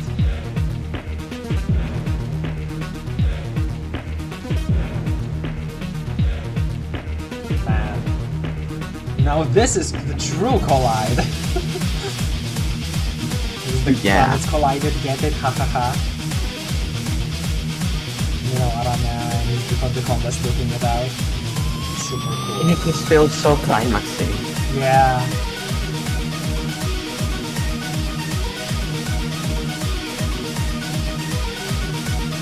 Watching this is making me remember. Oh God, the fact that Terezi lit that, also like she was already bleeding out, but the fact that she lit that, like, oh my God. Yeah, the girl was just on a mission. Rose got stabbed like in the heart there once, right? And then she still bled out and died. Meanwhile, Terezi lived enough to have like a whole conversation and devised an entire plan with John after this. Like, you ever think about that? I do, yeah.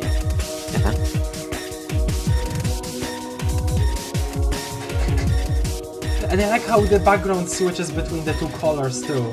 How it's partially the act and partially the intermission. Still one of the most confusing things to me that neither of them used any powers or any powers. Like, I 100% expected them to be flying around and stuff, and yet they just duked it out on the floor. Yeah, this is most realistic to me. I don't think they would have used any powers. I don't think they would have thought of it. Ta-da! Oh. Too much teenage drama to think about your superpowers. Time to rise and shine, self. Rise and shine. Shine! Oh my God, I can't even do the quote correctly. As one comment put it, game over is really mainly Aaaaand Condi fighting and everyone else getting in the crossfire. Well, not necessarily. I think the entire conflict on the Gamzee side of things is like completely self-contained, mostly. The only the relation there is how Gamzee got there and why he went ape crap, you know? Why he went ape. Yeah. This is lesbophobic. Yeah. How did Terezi tank all that? Listen, local dragon lady too angry to die, okay? It's like Undyne.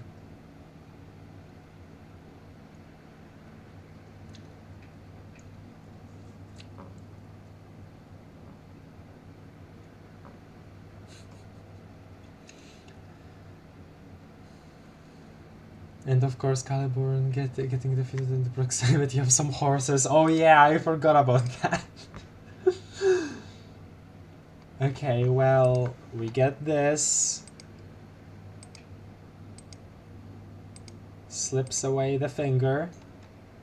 Both making her not be able to drive. Snaps her neck and then puts her into the fire. And this is also her turning into back into a hologram too, because her eyes are turning white. So she snapped her neck, turned her back into a ghost, and before she completely turned into a ghost, also burned her alive. just. Even though Condes isn't necessarily a very justice-driven person. The death was just. And John arrives back. And that's the end of this. And I think that's where we'll end this stream too.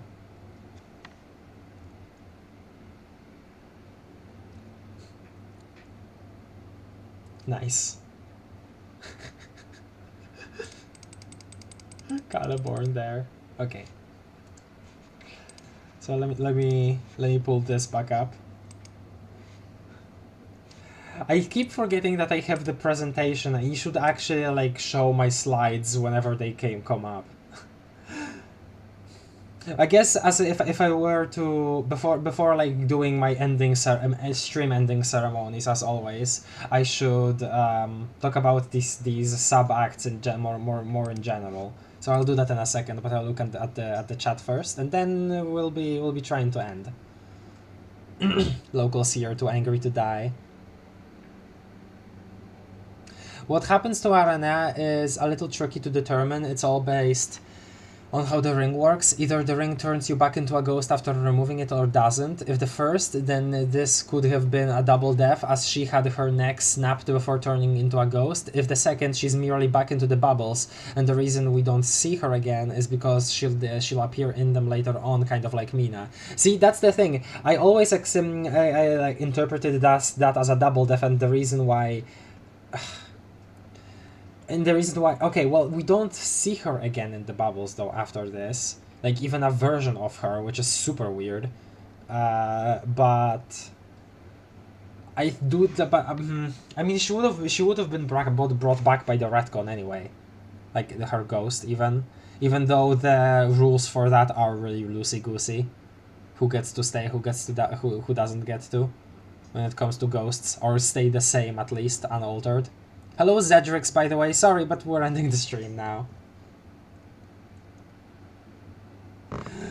But this is, if you're not familiar, this is a series where basically I've already read all of Homestuck on stream before, and this is me just basically going back through it, seeing if I have anything to add, since I've had a lot of time to think about it.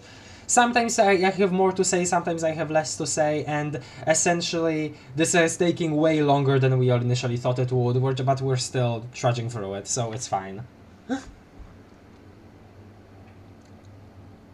If it doesn't, then I feel like it probably would have been such a big deal who gets the ring, but I'm sure it was meant to be ambiguous anyway. I don't know about that. I feel it kind of felt like it was specifically supposed to be presented as this is a double death. Condes specifically tried to do a double death here. Personally, I prefer the latter because we aren't exactly told how the ring works, and also because I don't want her to be completely erased, but at the same time, if she's back in the bubble, she's probably even more alone and miserable than before. That, but also, wouldn't she be back just because of the retcon though? Like just back as a regular ghost? I wouldn't know. It's complicated. No versions of a few characters though, right? Experience by the way.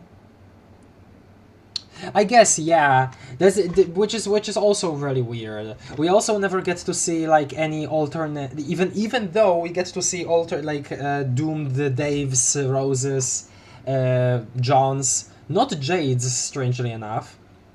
But we do get to see those three, and for some reason no doomed alpha kids, which is really weird. But yeah, I believe that's my end of Aaaaand apologism. You did good, soldier. I like to imagine I did her justice. I think you did. Again, I don't agree with everything, but I enjoy that you have enough brain worms to say all of that. I think that's commendable. I enjoy when people are so passionate about something, especially something so specific as like one specific character in a piece of media. You know, I think that's cool.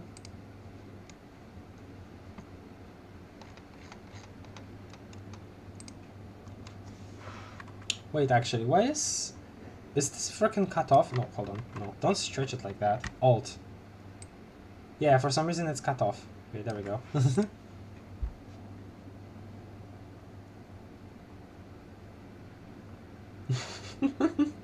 All right. So in terms of both this and this, they are really funny, and they are really funny like showcases of Caliborn's character. But I still think that they could have done way more with him just having some kind of like hold over the narrative. Maybe something like him deciding over what we get to see out in the like places where the actual events happen, especially since he would be able to see him, since he's hooked up to all of those televisions. But in general, not just that, I wish we could have seen the Lord English be more of a puppet master, which I've said before already, both Caliborn in this scenario and Lord English as this, devil living on the Green Moon. That would have been nice, but yeah. I'm sure there is some kind of like meta-narrative stuff you could dig into here with these two, with Homestuck. Like, I bet you there is something here. But I don't feel it, myself. I don't know. Intermission 1 and Intermission 2, they are really good setups towards Game Over, and Game Over itself is also a really good, like, just finale to some events.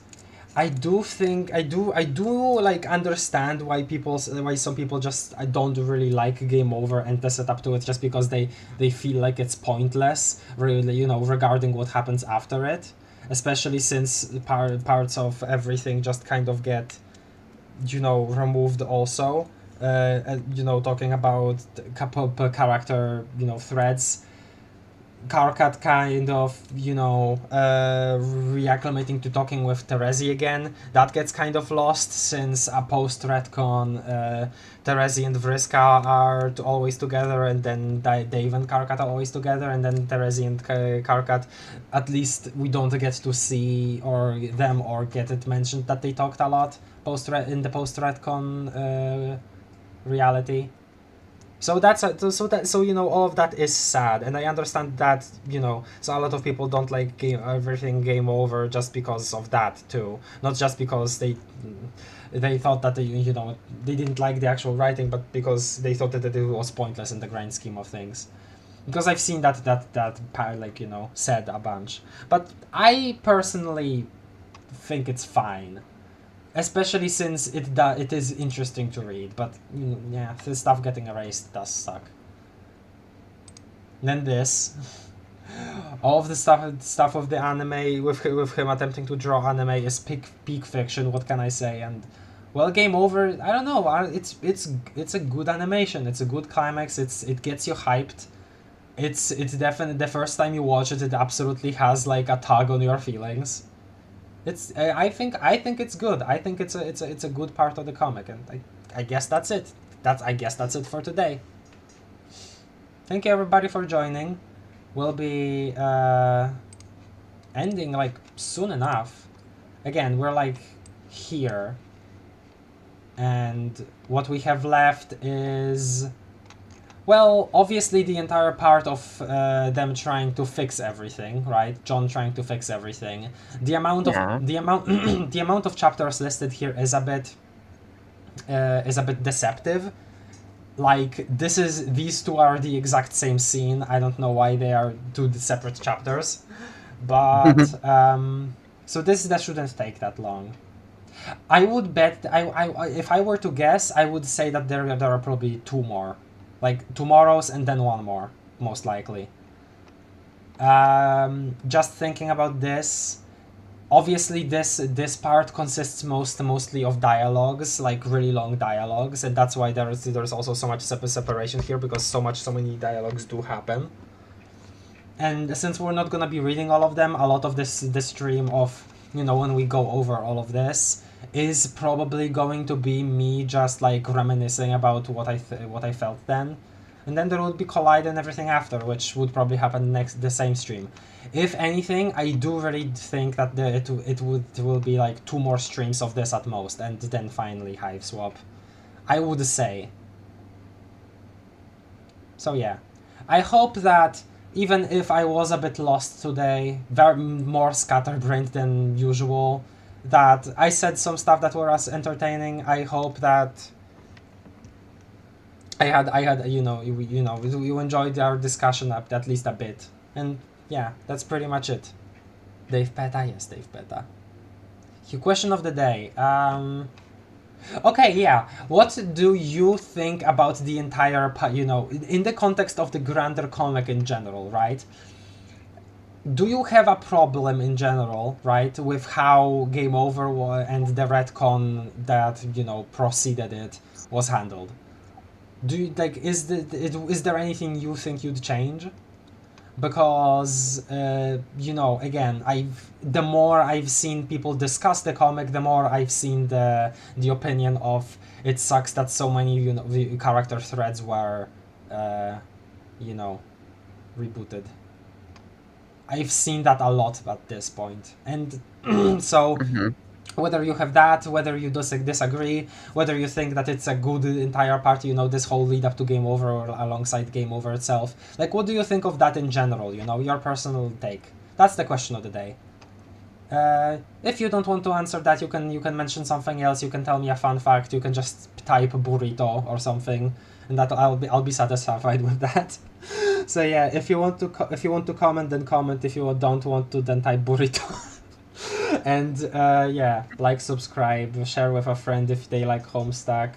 We're gonna be starting Hive Swap relatively soon, probably, like, most likely still in February, and also continuing Yellow because I'll have more time. Actually, I will actually have more time now. So yeah, that will be cool.